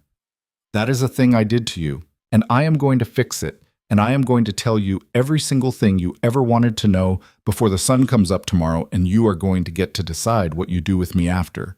But tonight, we go to the boat. Tonight you stay alive. Do you understand me? She looked at him. His face, in the light off the dashboard, was not a face she had ever seen on him before. It was not calm. It was not careful. It was not quiet. It was the face of a man who had just realized in real time that the thing he had been telling himself for a month, that he was just watching a woman cry on a curb, that he was just being curious, that he was just taking a little piece, slowly, quietly, had become something else entirely, that somewhere in the last 4 weeks he had become a man who was afraid of losing her, and that fear was now making his hands do things his head had not authorized. I understand, she said. Say it. I understand, Adrien. Good. He let go of her face. He turned to Polly. The boat, he said again. Call the house. Move the men to the north gate. Tell Giorgio I want to know who the 2 men were by 4 in the morning. I want names. I want who sent them. I want why. And Polly. Yes, sir. If you do not know by 4, wake me anyway. Yes, sir. The car climbed the cliff road in the dark. Somewhere down the coast behind them, the blue anchor was still open, and Mama Sophia was stirring a pot with a face that said nothing, and 2 men at table 3 were asking a question and getting an answer that was not the answer they had come for. And Lena Carter sat beside a man she had let herself fall in love with against the better judgment of every person who had ever cared about her, and she understood, finally, clearly, with no more room for lying to herself about any of it, that she had walked into the kind of trouble her mother had warned her about with her eyes wide open, and that she was not going to walk out of it the same woman. The car kept climbing. The sea kept going dark. Somewhere in her chest, alongside the fear, a smaller, quieter, more honest thing woke up. And it was not panic, and it was not regret. And she did not like what it was, and she did not try very hard to put it back to sleep. The boat was not the sailboat. That was the first thing she understood when the car came around the back end of the marina and onto a private pier she had not known existed on this island. The sailboat had been a thing he used to play at being a normal man for an afternoon. This was the other boat, the real one. White, long, low in the water, 3 decks, lit from underneath so that the water around it glowed faintly green, with 2 men in dark jackets standing on the dock and a third at the gangway who did not look up when the car pulled in, because the third man had been expecting the car. Polly stopped. Adrien got out first. He did not wait for Polly to open her door. He came around and opened it himself and put a hand out, and she took it and stepped out onto the concrete, and the air down here smelled like diesel and salt, and a little bit like her own sweat, which surprised her, until she remembered that she had been sweating through her work shirt for an hour without noticing. "Walk with me," Adrien said. "Eyes forward, don't hurry, don't look at the men." "Okay, Polly will bring your purse." "Okay." They walked. The man at the gangway stepped aside. They went up. The deck was teak, still warm from the day. A door, a hallway, another door. A room with soft lamps and leather chairs and a long window looking out at the harbor. And in the window she could see her own face, very pale, and Adrien's face beside her, and she almost didn't recognize either of them. He closed the door behind them. "Sit," he said. "Please." Are we going somewhere?" "Not tonight. The boat is the safest room on the island tonight. That's why we're on it. We'll sleep here. We'll move in the morning if we need to. Sit, Lena." She sat. Her legs were glad to stop. She hadn't realized they had been shaking until they stopped. He went to a sideboard and poured 2 fingers of something brown into a glass and brought it to her and put it in her hand. "I don't want to drink. It's not for enjoyment. It's for your hands. Drink it." She drank it. It burned. She coughed. Her eyes watered, and she was grateful for it because it gave her an excuse to wipe her face. He sat across from her. He did not sit beside her. He sat where she could see all of him, both hands visible, both feet flat on the floor, the way a man sits in a room when he has decided not to be the scary thing in it. "All right," he said. "I'm going to tell you everything. I said I would. I'm going to. I need you to do one thing for me first." "What?" "I need you to promise me you will let me finish. You can ask any question you want when I'm done.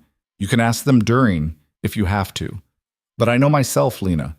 If you start me on a question, I will answer the question, and I will not get to the parts you need to hear. So let me tell it the way I need to tell it. All right?" "All right. Thank you." He took a breath. He looked at his hands. "My name is Adrien Voss. That is the name on my passport, and that is the name my mother put on my birth certificate. And for most of my life, it has been the name I use in rooms like this one, and a different name in the rooms I work in.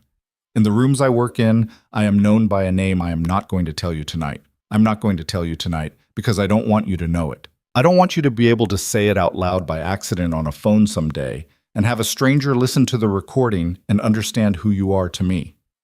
The fact that I am not telling you tonight is not a lie. It is the one piece of information I am going to keep from you, and I am telling you right now that I am keeping it, and I am telling you why. If you need to know it, you ask me, and I will tell you tonight, and I will accept the consequence of having told you. Is that fair? Go on."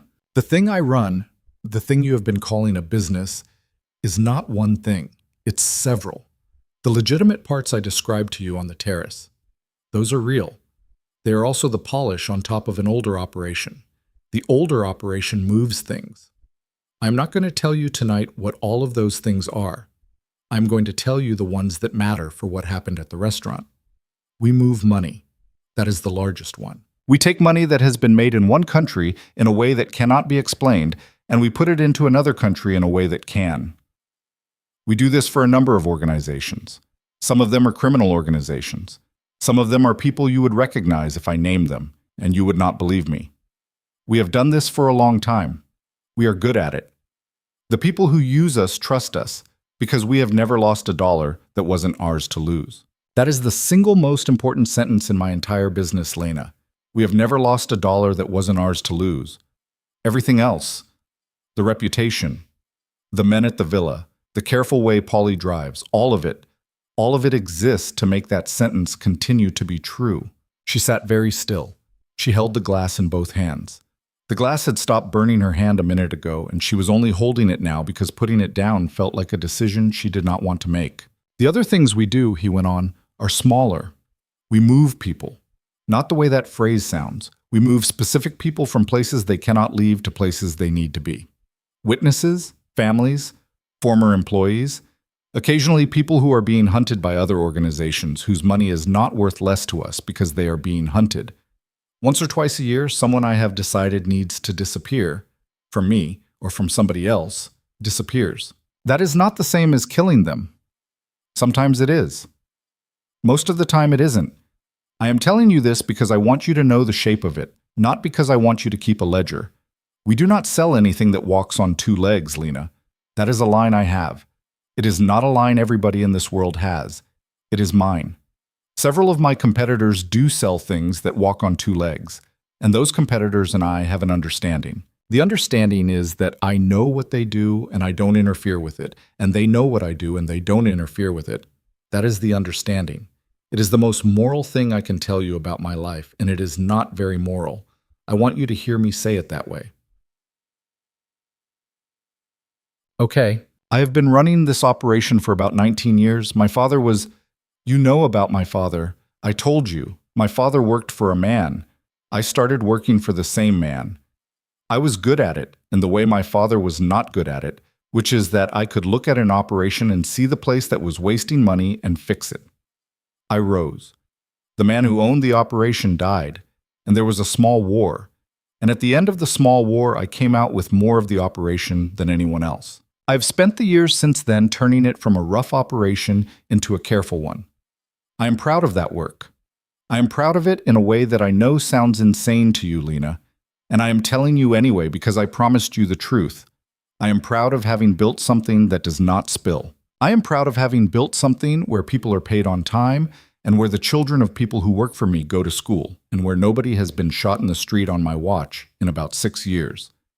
I know what that sentence sounds like from your side of this room. I know. I'm saying it anyway. Ish. Adrien, I said let me finish. I know. I'm letting you. Adrien, you're a person. You're a person saying this. You. I know. Go on. The two men tonight. I don't know yet who they were. I will know by 4. I have a guess. My guess is that they were from a man named Orlov, whose organization we used to move money for, and who I cut off about 11 months ago because he began to do things that were going to bring attention to all of us. He took it badly. He has been looking for a way to put pressure on me since. He has not found one. I do not have family he can reach. I do not have a public life he can ruin. I do not have a weakness he can lean on. That has been the condition of my life for 19 years, Lena. I do not have a weakness he can lean on. Do you understand what I'm telling you now? She closed her eyes. I'm the weakness. You're the weakness. Because you've been seen with me. Because I've been seen with you. 4 dinners in public. Lunch at a restaurant with 3 tables where the owner talks. A boat. Men like Orlov have people in every port on the Mediterranean. Someone saw. Someone passed the name up. Someone passed a photograph up. And tonight, at 10:15, 2 of his people walked into the restaurant you work in to take a long look at you. And probably, Lena, probably to take you somewhere, where he could sit you down across from a camera and make a phone call to me that I would have paid any amount of money to make stop. That is what almost happened to you tonight. I need you to hear me say it out loud, because I can see on your face that you haven't let yourself hear it yet. She opened her eyes. I hear you, she said. Good. Don't say good. I'm sorry. She was silent for a long time. Adrien? Yes. The part where you had me investigated, that first day, on the curb, that wasn't curiosity, was it? He looked at her. Tell me, she said. Tell me the whole thing. Tell me what you haven't told me." He was quiet. "It wasn't only curiosity," he said. Meaning I have been alone, in the way I described to you on the cliff, for a very long time. Meaning the life I run does not produce a person like you in it naturally. Meaning a man in my position who wants a woman in his life cannot meet her at a party, because the women at my parties are not women, they are instruments. Meaning that somewhere in the year before I came to this island, I had begun to think, in a very small way, in a way I did not say out loud to anyone including myself, that if I was ever going to have something like a life, I was going to have to find the life, Lena, pick it, the way I pick everything else. And then I saw a woman crying on a curb at 2 a.m, and something in me said, this one, and I didn't know why, and I told you I didn't know why, and that part was true. But the part where I went back to the villa and had someone look into you, that part wasn't curiosity. That part was me making sure you were what I thought you were, before I let myself come back. She looked at him for a very long time. You went looking, Adrien. Yes. You went looking for a woman with no one. His jaw worked. He didn't answer. That's what my file said, didn't it? Mother dead, father unknown, no siblings, dead-end job, behind on rent, saving for a ticket. No one to come after her if she disappeared into a villa on the west side of an island. No one to ask questions. No one to file a report. I was a profile, Adrien. I was the profile of a woman a man like you could safely pick. Lena, don't. Lena, please. Don't, Lena, please me. Tell me I'm wrong. He put his face in his hands for a second. Just a second. The only time she had ever seen him do it. When he took his hands away, his eyes were very clear and very tired, and he said, in a voice she had never heard from him, a voice that had no control in it at all, "You are not wrong about what I was looking for. You are wrong about what I found." Meaning what? Meaning that I went looking for a woman with no one. And I sat across from her, and I paid for her time, and I had every intention of, I don't know what I intended, Lena. I didn't have a clean plan. I had a shape of a plan. The shape of the plan was that I would spend a month with a woman who had nothing, and I would give her things, and she would be grateful, and that would be that. And at the end of the month, I would go home, and I would know for one more year that I could have had a life and had chosen not to. That was the shape of the plan. That was what I had in my head on the first day. And then she sat down across from me, and she asked me who I was, and she did not lower her eyes when I answered. And on the second night, she told me to stop being good at this by accident. And on the cliff, she said I was lonely in a way she hadn't seen before. And it was not a line, Lena. I could see it wasn't a line. She was afraid of having said it, and she said it anyway. And at some point in the third week, I realized that the plan had stopped being a plan. I realized that I had stopped giving you things because I wanted you to be grateful, and had started giving you things because I couldn't stand to watch you tired. I realized that I was thinking about you during the day, Lena. That I was in meetings in other countries and I was thinking about you. And I realized on the boat, on the sailboat, the afternoon with the ropes, that I had not planned that afternoon. I had just wanted to see you in the sun. And I am 41 years old, and I have not just wanted anything in a very long time. And the other thing I realized, which is the thing that is relevant to tonight, is that at some point in the middle of all of that, I had stopped hiding you. What? I stopped hiding you from my own world. I took you to restaurants where my name was known. I had Polly drive you in a car that has my plates. I let you sit on my terrace. I fed you in my kitchen. I let people at the villa see your face. I did these things, Lena, because at some point I stopped thinking of you as a woman I was visiting for a month, and started thinking of you as a woman I was going to have in my life.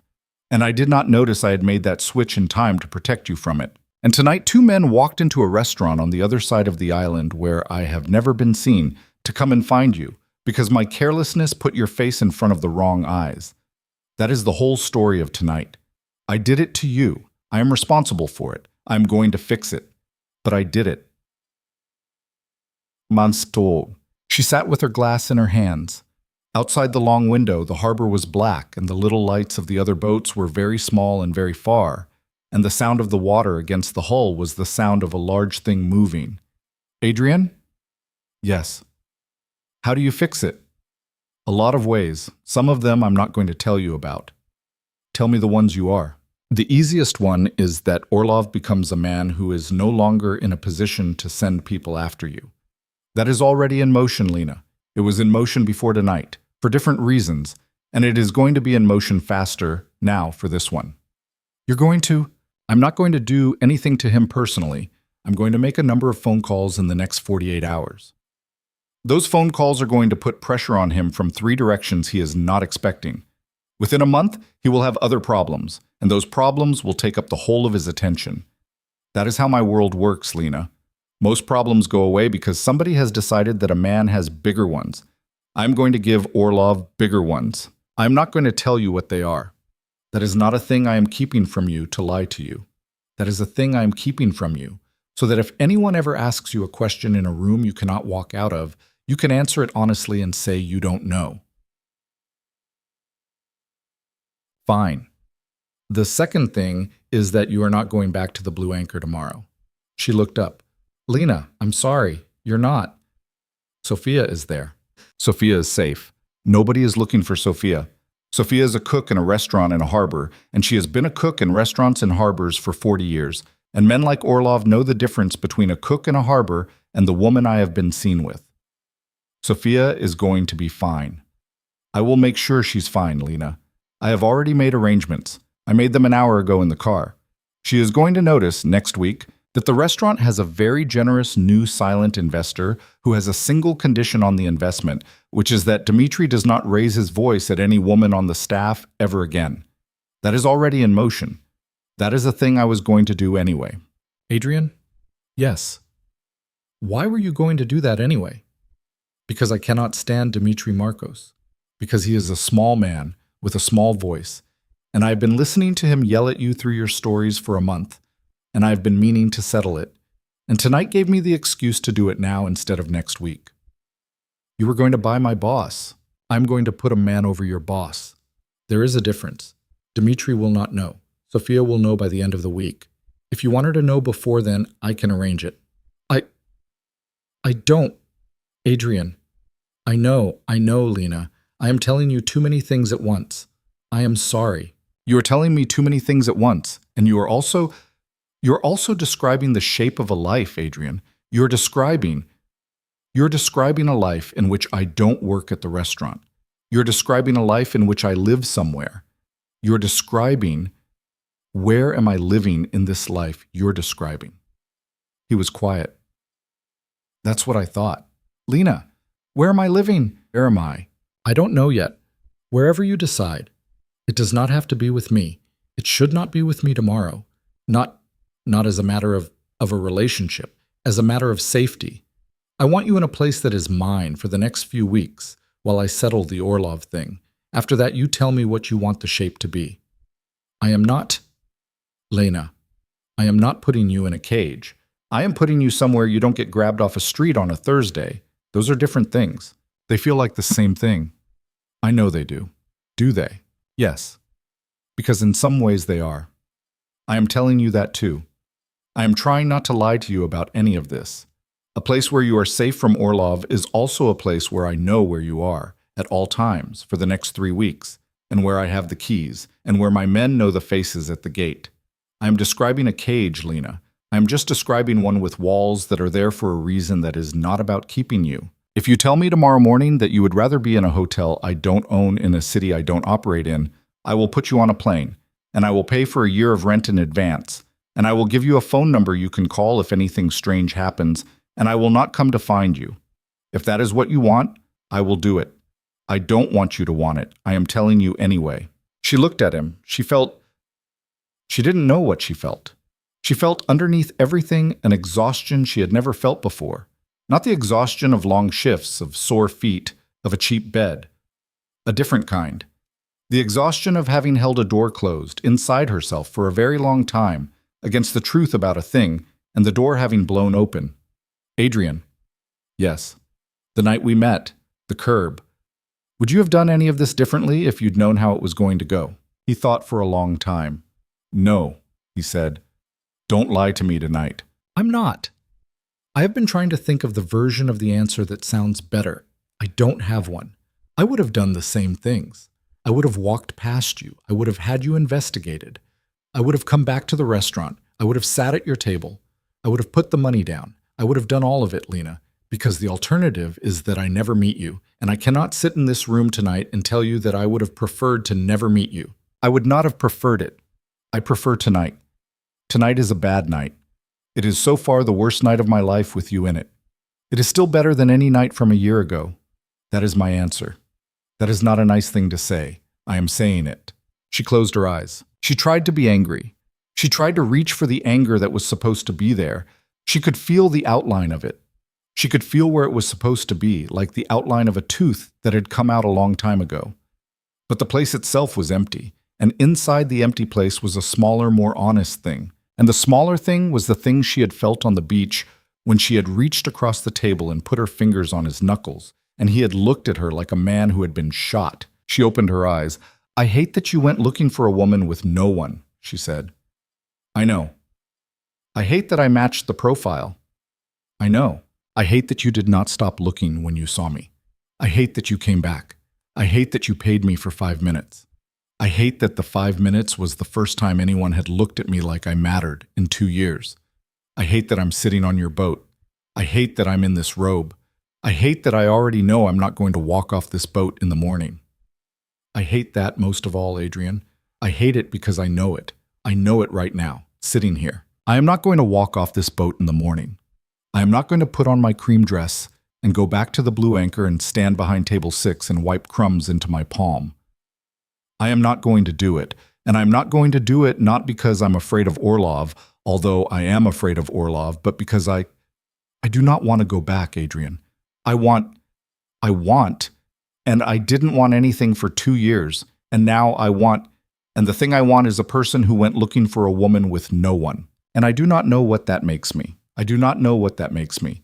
And I'm not sure I'm ready to find out. And I'm telling you anyway, because you keep telling me the truth. And I have decided I'm going to be the kind of woman who tells it back. Adrien. He did not move. He sat across from her with his hands on his knees, and he watched her say all of it. And he did not interrupt, and he did not blink. And she realized halfway through that he had stopped breathing and was only breathing again when she stopped speaking. Lena. What? Thank you. I told you to stop saying that. I know. I'm going to say it anyway. Thank you. Thank you for the sentence. Thank you for the whole sentence. Thank you for not making me chase half of it out of you. Don't make me regret it. I'm going to try very hard. Try. I'm going to try, Lena.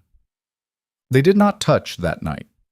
That was the part she would remember later with the most confusion and also the most gratitude. He had put her in a cabin at the far end of the hall from his own. He had checked the locks on the window from inside the room and then from outside in the hall to show her how they worked. He had pointed at a red button by the bed and said, if anything happens, that wakes up the whole boat, including me. He had said if you want to leave at 3 in the morning, you press it, and Polly will take you to any airport you name, and I will not come down from my cabin until you're gone. He had said this with a steadiness that had cost him something, and she had watched it cost him, and she had not made him say it twice. Then he had stood in her doorway with his hand on the frame and said, "Good night, Lena." And she had said, "Good night, Adrien," and he had shut the door. She had lain on top of the covers in her borrowed robe and looked at the ceiling for a long time. She had not pressed the red button. She had slept the way she had slept the morning after the first night at the villa, hard, without dreams, a kind of sleep that was more like falling than like resting. She had woken at 5:30, the way she always did, because her body did not trust alarms. She had put on the clothes that someone, at some point during the night, had brought into the cabin and folded on a chair. A plain linen dress, a pair of sandals, a thin cotton cardigan, all of them, she noticed, in her size, and all of them new. And she had decided that that was a thing to be angry about later and not now. She had walked out into the main room of the boat and found Adrien already up, already showered, in the same dark gray pants and the same white t-shirt as the first morning at the villa, and a French press on the low table, and 2 cups. He had looked up when she came in. "You stayed." "I stayed. I didn't sleep." "I did." "Good, good, Lena. That's good. Stop saying good. I will try. She had sat. He had poured. She had drunk the coffee. Somewhere above them, on deck, there were quiet, competent footsteps. Men moving around the boat in a way that said the boat had a schedule for the day that had already started without her. Paulie had put his head in the door at around 6:15 and said, 4 o'clock call came through, sir. It was Orlov's, 3 of them. They are on the 7 ferry out, and Adrien had nodded once, and Paulie had left, and the morning had kept going. At 7, the boat had moved. Not far, not out to sea. Around the east side of the island to a second marina she had not known existed, in a cove behind a headland, where a car had been waiting that was not the black sedan but a silver one she did not recognize. Adrien had walked her off the boat with his hand on her lower back, the first time in 19 hours he had touched her, and the hand had not lingered. It had only been there long enough to say, here, here, and then it was gone again. They had driven inland, up a road she had never seen, through a gate she had never seen, into a courtyard of a house that was not the villa. A smaller house, a plainer one. White walls, red tile, a fig tree in the yard, shutters open to a view of olive trees, and very far away, the sea. "What is this place?" she said. "A house," he said. "Whose?" "Mine. On paper, it belongs to a shell company that belongs to another shell company that belongs to a man who has been dead for 8 years and whose estate is still in probate because of a dispute between his children. In practice, it is mine, and it is not known to be mine, and the 2 men at the gate are men I trust with my life. You will stay here for 3 weeks, possibly 4. Not longer than 4. I will come in the evenings when I can. I will not come when I can't. Paulie will be here full time. There is a woman named Maria who will come in the mornings and the evenings to cook and to clean, and she does not speak English. You will be safe here, Lena. You will also be bored. I'm sorry about the boredom. It is the best I can do." She had walked the rooms. The house was beautiful. That was the ugliest part of it. It was not a cage. It was a love letter. There were books in the shelves in a dozen languages, and a piano in the front room that was in tune, and a bathtub with feet that had been repainted, and a kitchen with a row of hanging copper pots that were older than she was. It was the house of a woman who had lived a life, and every single object in it was an object Adrien Voss had chosen to leave alone. He had not redone it. He had not made it his. He had waited, she understood as she walked through it, for a woman he could put inside it. She stopped in the doorway of the front room. "Adrien." "Yes." "How long have you owned this house?" "A beat.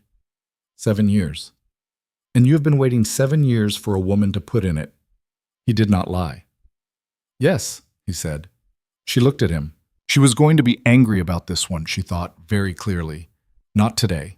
Not this week. Maybe not this month. But someday on an ordinary afternoon, in this house, or in the next one, or on a beach in a country she hadn't seen yet, she was going to turn to him, and she was going to throw this sentence in his face. And he was going to catch it, the way he caught everything. And he was going to say, "I know, Lena," the way he said everything. And the anger was going to leave her hands, the way anger always did with him, because he did not fight any of it. He only stood there and let her hit him with the truth he had already admitted to, and somehow, that was worse than if he had lied. That day, she didn't throw it. That day she walked to the piano, and she ran her fingers along the wood at the top of it, and she said, "I don't play." "I know." "I could learn." "You could." "Would you teach me?" "I don't play either, Lena." "Then what is the piano for?" "I don't know. It came with the house. I liked the sound of the word piano in the inventory. I didn't have it taken out." She laughed. It surprised her. It surprised him. It was a real laugh, short, tired, a laugh that had nowhere else to go. And he stood in the doorway of a house he had been keeping for her for 7 years, and he listened to her laugh in it, and he did not say anything, because he was smart enough, still, to know when not to say anything, and that was the small thing that was going to keep her in that house. And he knew it, and she knew he knew it, and the morning kept going. Out in the courtyard, the fig tree moved in a little wind. Somewhere very far down the road, a car was coming, slowly. Maria probably with the groceries. The olives beyond the wall were silver in the sun. The sea was a line at the horizon, and Lena Carter, standing in the front room of a house that had been waiting for her for 7 years, with the keys in her pocket and a man she was afraid to name the word for across the room, understood that she had made her choice some time ago. Maybe weeks ago, maybe on the curb 2 years ago, when she hadn't known she was being watched, and that the rest of her life was going to be about finding out what the choice had cost her, and what exactly she had bought with it. The 3 weeks became 4 weeks, and the 4 weeks became 6, and at some point in the middle of the second month, Lena stopped counting, which was, she understood later, the point. Maria did not speak English, as promised. Maria was somewhere between 50 and 70, with a strong back and small hands and a laugh that sounded like a door closing. She cooked like a woman who had cooked for a large family her whole life and had lost the family and had kept the cooking. She taught Lena the words for bread and for oil and for open the window and for the tomatoes today are better than yesterday, and for that man again, which was Maria's phrase for Adrien when he showed up earlier than expected, and which Maria said with her eyebrows raised and her mouth not quite smiling, and which Lena learned to answer, after the third time, with the only phrase in that language she ever got comfortable saying, which was, "I know, Maria, I know." Adrien came in the evenings when he could. He did not come when he couldn't. He was scrupulous about that the way he was scrupulous about everything. He did not surprise her. He did not show up late. He did not show up early. He called Polly 2 hours before he arrived, and Polly told Maria, and Maria told Lena, and Lena decided whether she was going to meet him at the door or at the piano or in the courtyard under the fig tree or in the kitchen. And he walked in and found her wherever she had chosen to be found and did not act like any of her choices was wrong. He did not sleep there for the first 11 days. On the 11th day, she said at dinner, without looking up from her plate, "Adrien." "Yes." "You're going back to the villa tonight." "I am." "Don't." He did not answer right away. She watched him not answer. She watched him set down his fork, very carefully, in a way that meant he was buying himself a moment. And she watched the moment end, and then he said, "All right. All right? That's all you're going to say? You told me not to make a speech the last time. I was trying to learn." "This one, Adrien, this one you can make a small one." "I'd like to stay, Lena. I have been wanting to stay since the first night. I haven't stayed because I didn't want you to feel like staying was the price of the house. I'm not going to refuse now because refusing now would mean, I think you're asking me for the wrong reason, and I don't want to insult you like that. So, all right, I'll stay." That was a speech. It was a small one. It was fine. "Thank you."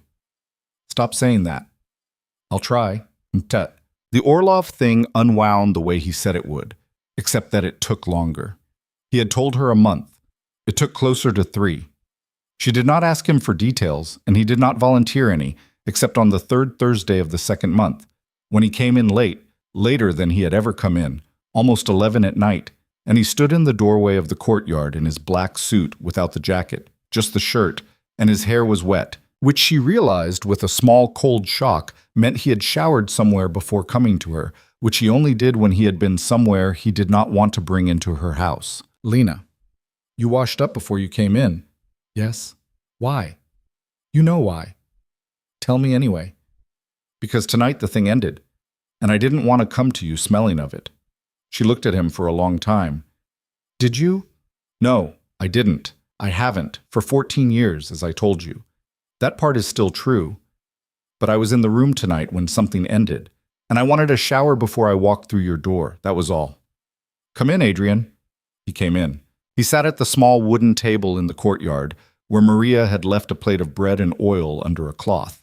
And Lena poured him a glass of wine, and they sat in the dark with the fig tree rustling and the olives silver under the moon, and the house behind them as quiet as a held breath. And after a long time he said, "It's done. He's not going to send anyone to you again. He is not going to send anyone to anyone I know again. That part is over." "Good." "Don't say good. You told me not to." "I'm saying it anyway." He almost laughed. He picked up the wine glass. He drank. "Adrien." "Yes." "Are you going to tell me how it ended?" "I don't think so." "Okay." "Are you going to ask?" "I don't think so." "Okay." "Adrien?" "Yes." "Is this what the rest of my life looks like?" He looked at her. He did not flinch. He had learned, over these weeks, not to flinch at the question she asked at 10 o'clock at night in a courtyard. He had learned a great many things, she had noticed, about how to be in the presence of a woman who did not let him get away with the professional version of himself. Not quite, he said. Most nights, no. Most nights are the nights you have already had. Maria, in the morning. The piano you don't play. The olives. The books you've started on the shelf in the front room. That is most nights, Lena. 95 out of 100. Maybe 98. Tonight was one of the ones that isn't. I don't want to lie to you and say there won't be others. There will. Not often. Not, if I can help it, ever about you again. But there will be some. And I will, each time, come to you after I've had the shower. And if that is a thing you can live with, you tell me. And if it isn't, you tell me that too. She did not answer that night. She answered it a week later on a Tuesday afternoon in the kitchen while Maria was out buying fish. Adrien was sitting at the counter reading a newspaper in a language she didn't know, and she was chopping something without paying attention to it, and she said without looking up, "I can live with it." He did not pretend to misunderstand. "All right," he said very quietly. "I want you to know what I'm agreeing to, Adrien. I'm not going to become a woman who pretends the nights don't exist. I'm not going to be the woman at the dinner who smiles in the right places while you take a call in the hall. I'm going to know. I'm going to know the nights are the nights. I'm going to know that there is a world where you are a man I do not fully recognize. I am not going to ask what you did in it, but I am going to know. And you are going to know that I know. And we are going to live around that, Adrien. Around it. Not over it. I am not strong enough to live over it. Nobody is. I have thought about it, and I do not believe anybody is. So we live around it. And on the nights when it comes into the house, which it will, you take your shower, and you sit at my table, and you eat the bread, and you drink the wine, and you let me be angry about it without pretending to be sorry for the part you are not sorry for. That's the deal. I'm telling you the deal. Do you take it?" He set the newspaper down. "I take it," he said. "Say the whole thing." "I take the deal, Lena, around it, not over it." "Good." "You're still saying good." "I can't help it. I got it from you, son." She didn't go back to the Blue Anchor. She wrote to Mama Sophia instead. Long letters, handwritten. Polly mailed them from different cities, which was a thing Lena did not ask about, and which Polly did not explain. Sophia wrote back. Sophia's letters came to a post office box 3 villages over that a man picked up on Fridays, and that somehow, on Saturday mornings, sat on Lena's kitchen table next to the coffee. Sophia wrote in a big slanted hand, in a mix of English and the other language, and her letters were full of weather, and the names of regulars, and one time a complaint about the new waitress, and once, in the 3rd month, a single sentence that made Lena put her face on the kitchen table for 10 minutes. "Dimitri has been so quiet lately, Carino. It is like living with a different man. I don't know what has changed, and I'm not going to ask," Lena wrote back. "I don't know either, Sophia. Please don't ask." Sophia wrote back, "I was not going to. Eat, Carino, right soon." She did not tell Sophia where she was. Sophia did not ask. Sophia wrote the letters to a post office box in a village in a different country and put her faith in the man who picked them up. And Lena sometimes wondered, holding those letters, how Sophia had guessed so much. She had guessed that Lena would not be coming back. She had guessed that Lena would be writing. She had guessed that Adrien, whoever and whatever he was, had enough infrastructure to move paper across a sea once a week. Sophia had lived a life Lena did not know the shape of. And in the months she was gone from the Blue Anchor, Lena thought about that life more than she had when she'd been standing next to Sophia at the kitchen counter every day. Sophia had been careful with her for 14 months. Sophia had known, before Lena knew, what kind of man walked into a harbor restaurant in a $5,000 suit. Sophia had lost people. Sophia had been careful with Lena because Sophia had once, Lena understood now, not been careful enough with someone. She mailed the last long letter at the end of the 4th month.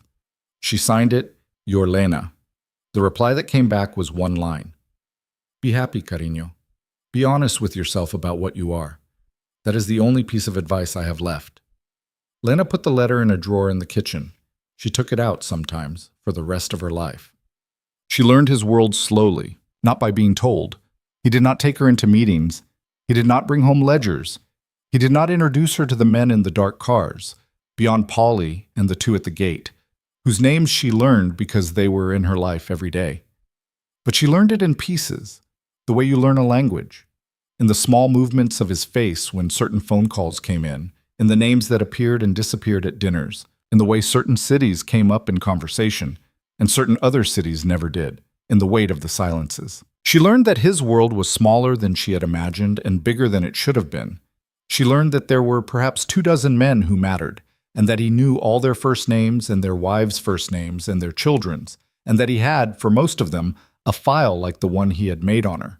She learned that the money moved in a way that looked, from the outside, like the most boring legitimate commerce in the world, and that the boredom was the most artistic thing about it. She learned that the violence, when it happened, and in the 2 years she lived in the house outside the village, she knew it happened 4 times, was never close to her, never loud, never messy. It happened somewhere else, to someone she didn't know. And Adrien came home late, and took a shower, and sat at her table. She learned the difference between the nights that were about his work and the nights that were about something else. She learned the word something else.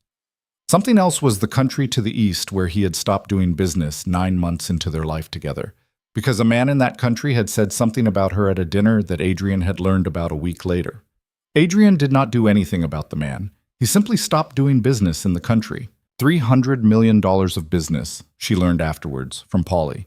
In a stray sentence Polly did not mean to let drop. $300 million walked away from because a stranger had said something about a woman the stranger had never met. She was angry about that when she learned it. She had not expected to be angry about it. She was angry because it meant that she had cost him $300 million, and she had not been asked, and she did not want to be the kind of woman whose presence cost a man $300 million in rooms she was not in. She told him on a Sunday morning in the kitchen. "Adrien?" "Yes." "Polly told me about the Varna deal." He looked up from his coffee. He did not look at Polly, who was in the courtyard and who could not hear them, but she saw his mouth tighten in the particular way it tightened when Polly was going to be spoken to later. "Don't be angry at Polly," she said. "I got it out of him. He didn't offer." "All right. $300 million, Adrien, give or take. Because of me. Not because of you. Because of a man at a dinner. Because of a man at a dinner who said a thing about me." "Yes. Don't do that again." "What?" "Don't walk away from $300 million because a man said something about me." "I can't be that. I can't be the woman who cost you that. I don't know how to be the woman who cost you that, Adrien. I wasn't raised to be her. I don't want to be her. If someone says something about me, you tell me, and I decide what to do about it. And if I decide to do nothing, you do nothing. You don't settle the world around me without telling me. Don't do it again." He watched her for a long time. "All right," he said. "Say the whole thing." "I won't settle the world around you without telling you. You're going to break that promise." "I'm going to try not to." "You're going to break it." "Yes, probably. Sometimes. On small things." "I am going to try very hard, Lena. I'm going to tell you when I break it." "That's the best you can do?" "That is the best I can do."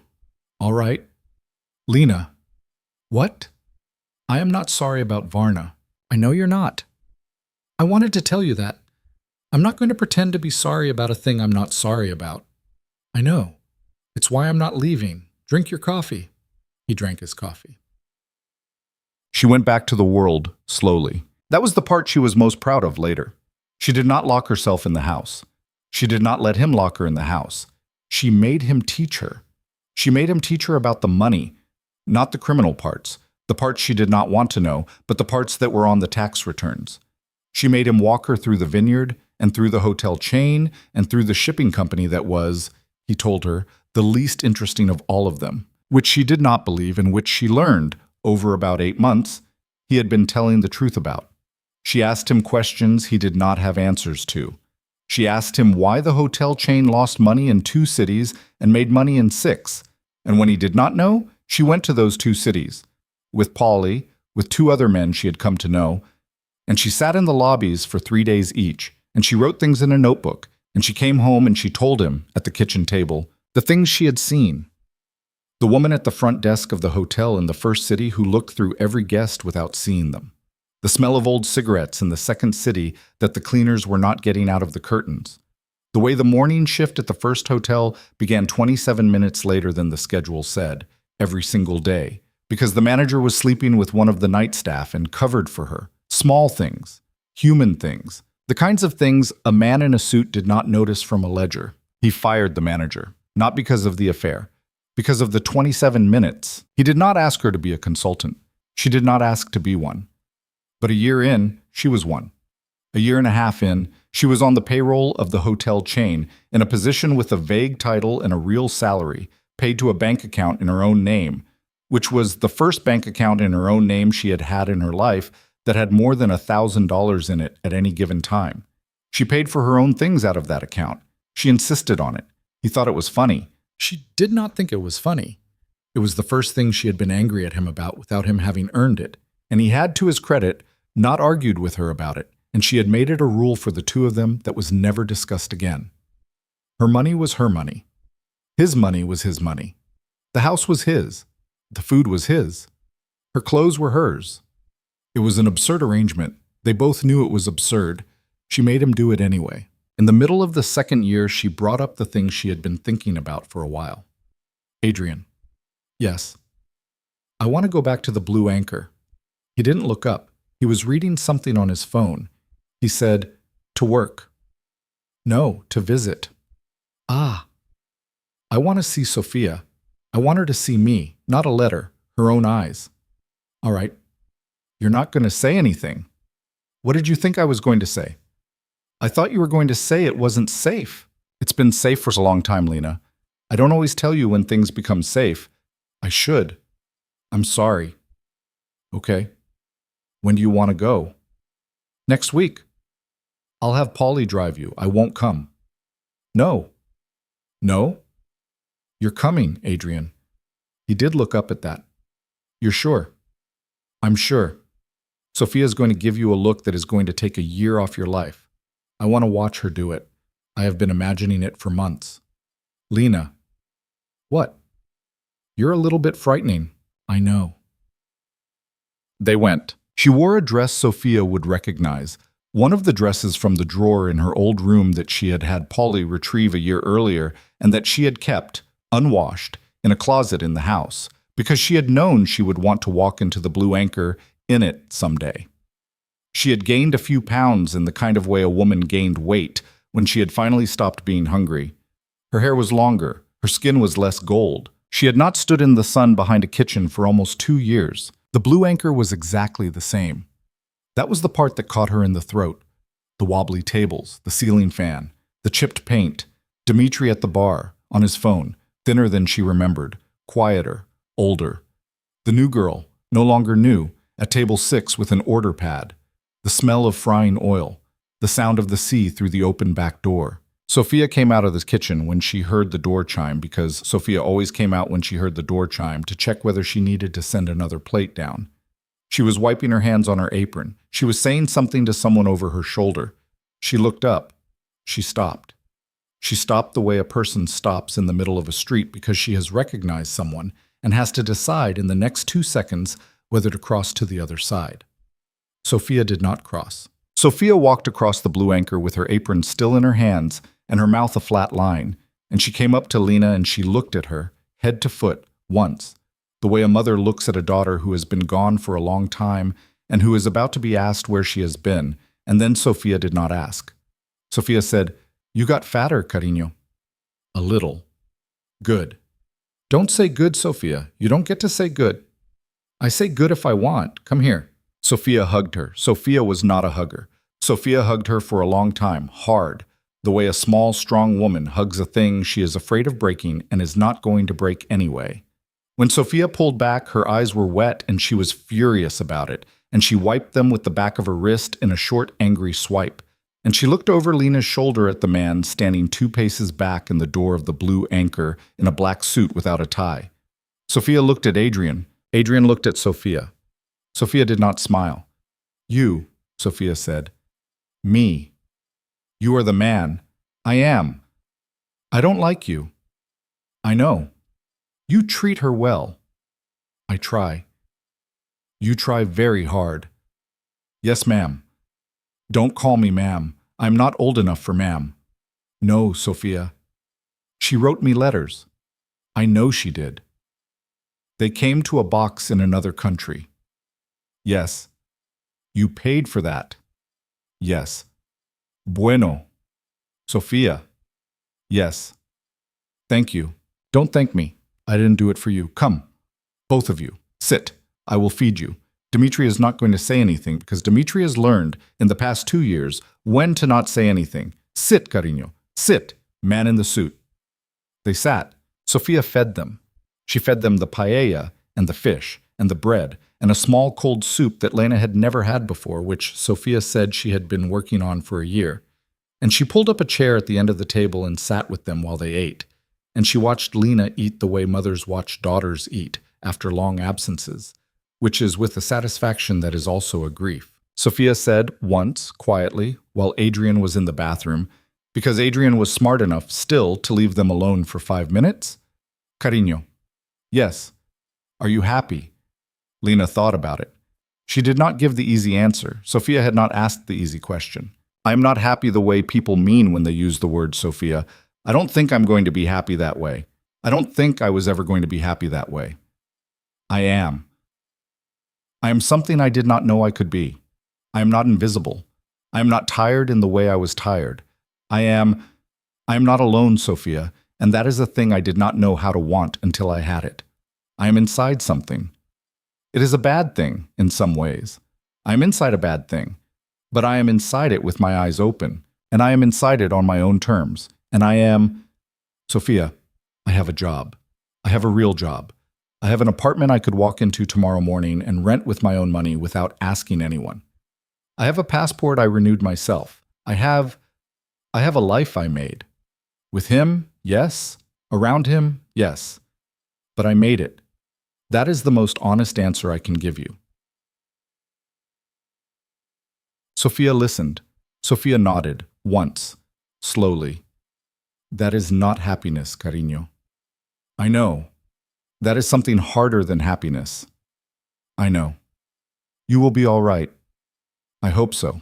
I am telling you so, cariño. I am old and I know some things. You will be all right. He will die before you. Men like him always die before the women. You will be all right after. You will be... Cariño? You will be a woman at the end of her life in a house she knows, with money of her own, and a drawer full of letters, and a garden, and a long memory. That is not happiness. That is something more useful. Now eat the rest of your fish. He is coming back. Lena ate the rest of her fish. Adrien came back. He sat down. He did not ask what they had talked about. Sophia looked at him one more time, with her eyebrows up, and she said, You are going to bring her back to see me once a year. Not more, not less. Yes, Sophia. And on her birthday, you are going to call this restaurant, and I am going to answer the phone, and you are going to put her on, and she is going to talk to me for 10 minutes. Yes, Sophia.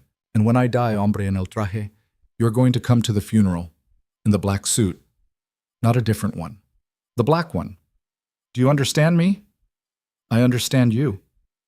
Bueno. She got up. She picked up their plates. She went back into the kitchen. She did not come out again before they left, because Sophia was not the kind of woman who said goodbye twice, and Lena knew it, and Adrien, to his credit, did not make her. Time. They walked out of the Blue Anchor into the afternoon sun. The harbor was bright. The cats were in their alleys. The tourists were eating ice cream on the seawall. The ferry was crossing.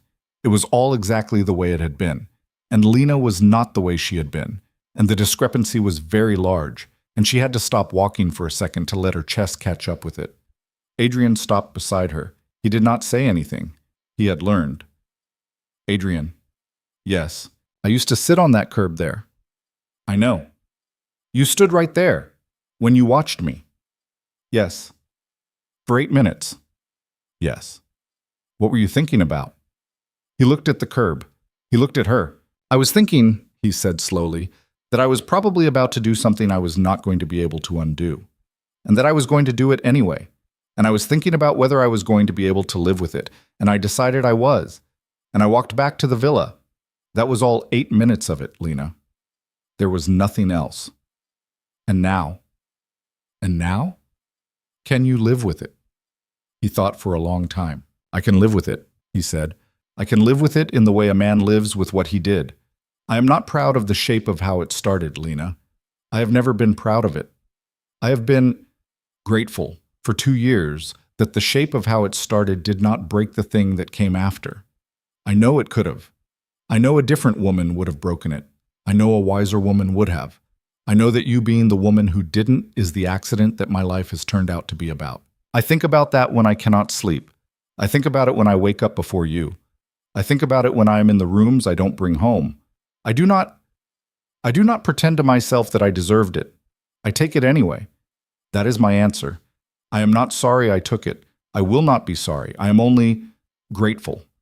In the way a man in my line of work is allowed to be grateful about anything, which is quietly, and to one person, and only when she asks. Washri omre miyagiki. She looked at him. Adrien. Yes. That was a speech. I know. It was okay. Thank you. Stop saying that. I'm going to stop. You're not, though. No, I'm not. I know. They went home, not to the house with the fig tree. They had moved by then to a different house, a bigger one, on a quieter road, in a different country. The house with the fig tree had been the first house. There would be a third house, eventually, and a fourth. Maria was no longer Maria. Polly was still Polly. The black sedan was a different black sedan with a different plate. The men at the gate were different men. Some things did not change. Adrien was still Adrien. Lena was still Lena, and was also somebody else by then, somebody she had built on top of Lena in the way a house got built on top of a foundation. She was 30, in the new house. She had gray in her hair, a single streak at the left temple, which she had earned one night that she did not discuss. She was running, by then, one of the hotels herself, from a desk in a back office in a city neither of them had lived in before. She had staff. She had a secretary. She had a car that was hers and a driver who was hers and not Adrien's. She had, at the back of her desk drawer, the card Polly had left in the cup holder the first night, yellow now, the ink a little faded, which she had never once used again to reach Adrien, and which she kept anyway because it was the object that had meant you can still leave. She had kept many objects that meant you can still leave. She had never left. But she had kept the objects, and Adrien had never asked about them. And that was another of the unspoken rules of the life. She did not forgive him, exactly. That was the part she had come to understand most clearly in the 3rd year. Forgiveness was not the verb. Forgiveness was a word from a different kind of life, a life where the wrongs were small and the relationships were clean, and a woman could say, I forgive you, and mean it. She did not live in that kind of life. She had chosen not to. In her kind of life, forgiveness was not available, and what was available in its place was a long, careful adult decision, renewed every morning, to keep being in the room with a man whose earlier choices she could not undo and did not want to. Some mornings the decision was easy. Most mornings. Some mornings it wasn't. On the mornings it wasn't, she said so. She said, Adrien, I'm not easy this morning, and he did not ask why, and he did not try to fix it, and he made her coffee, and he went to work, and he came home. And by the next morning she was easy again, and she did not apologize for the day before, because he would have told her not to, and she did not want to give him the chance. She did not become her mother. That was the other thing she had been afraid of, in the 1st year. She had thought privately that she would turn into Lena Carter, a woman who had been eaten alive by a small life, who had died young, who had lived tired. She had thought that a life with Adrien Voss would make her tired in a different way and would end the same. It had not. She had gotten less tired, not more. She had gotten sharper. She thought sometimes, looking at herself in the mirror in a hotel lobby, a little harder. The hardness was the part she watched. The hardness was the part she was careful about. She did not want to become the kind of woman she could not go back and be kind to. She wrote herself notes about it, sometimes, in a small notebook she kept in her desk, a habit she had picked up from the hotel rounds. Don't snap at the girl at the front desk today. She is tired. You used to be her. Call Sophia tonight. It is not her birthday. Call anyway. Remember the €22 seafood platter. You were hungry. The hardness did not win. Lena Carter did not let it. That was, in the end, the thing she was most proud of. The thing that made her look at Diane Carter's photograph in its cracked frame on the shelf in the new house and say, out loud, on quiet afternoons, "I think we're doing all right, Mama. I think I'm doing all right." Quote, on a summer night in the fourth year, they were out on the terrace of the new house, which was not on an island, and Adrien was reading a book. He had gone back to reading. He had started very quietly, about 8 months after the night on the boat. She had not said anything about it when he had. She had only, one Sunday, walked past the armchair in the front room and seen an open book face down on the arm of it, and she had thought about it for the rest of the day, and that night at dinner she had said, "Good book?" And he had said, "Yes, actually," and she had said, "Tell me about it." And he had told her haltingly for about 2 minutes, and she had seen, while he told her, the eyes of a man who was remembering how it felt to be a person who read. He read a lot now. He read every night. He sat on the terrace with a book, and he read it.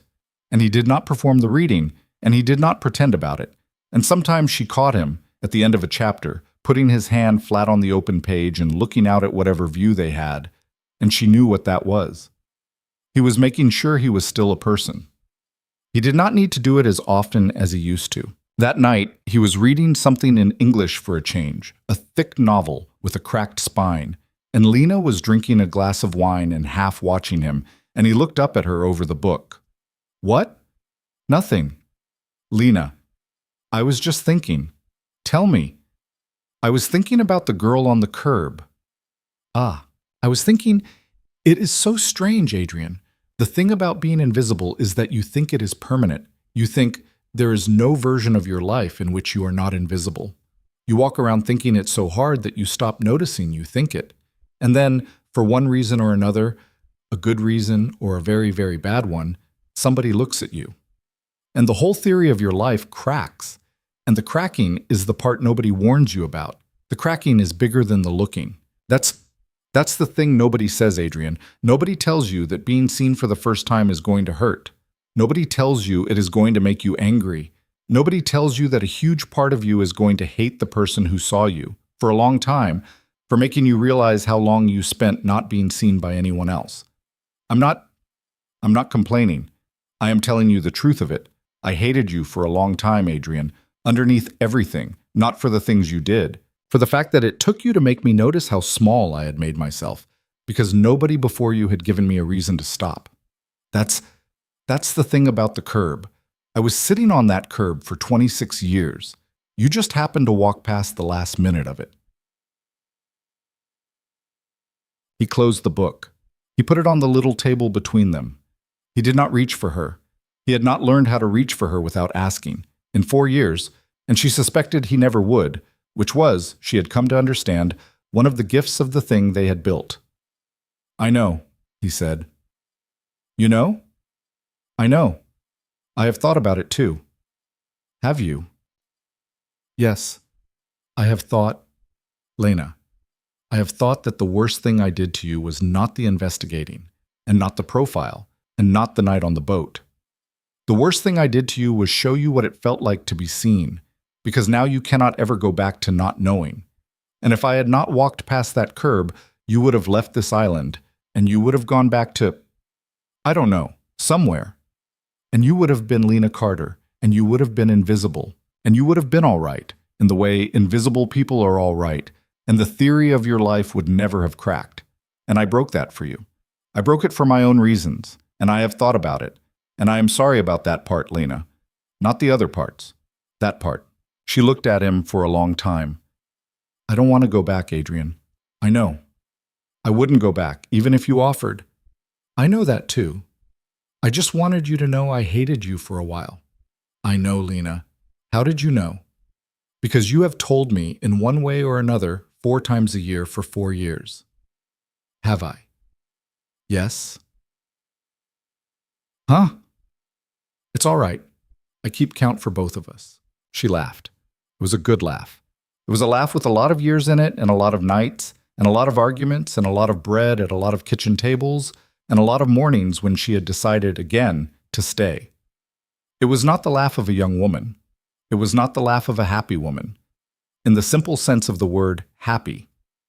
It was a laugh that knew the difference between happiness and the other thing, the useful thing, the thing Sophia had named on the afternoon they had gone back to the Blue Anchor. Adrien watched her laugh. He did not smile, exactly. He never quite smiled. But his face did the thing his face did, the almost smile at the corner of the mouth. And he picked up his book again, and he opened it, and he put his free hand, palm up, on the arm of his chair between them. She put her hand on top of his. They sat there, in the dark, on the terrace of a house in a country that was not the country she was born in, with the lights of a city she had learned to read at the bottom of a long hill, and the book open on his lap, and the wine cooling in her glass, and the summer moving the leaves in the lemon trees at the edge of the terrace. And this, Lena thought sometimes, in the years that followed, was the thing she had learned, the thing she would tell a younger woman if she ever met one on a curb at 2 a.m, that the world will not ask you what kind of life you want before it starts handing you one, that nobody is coming to rescue you, and that when somebody does come, you should look very carefully at what they want in return, and you should be honest with yourself about whether you are willing to pay it. And then you should decide. And then you should stop asking yourself whether you decided right, that a woman's life is not the sum of her best moments or her worst, that it is the sum of the mornings she got out of bed and chose the thing again, that being invisible is a sickness, and being seen is also a sickness, and the cure for neither of them is a man, that the cure, if there is a cure, is the quiet work of becoming a woman who can look at her own face in a mirror and recognize it, tired, scarred gold from a different sun than the one she was born under, not sorry, not smug, not running from anything, not running toward anything either, and say out loud to nobody, "This is me.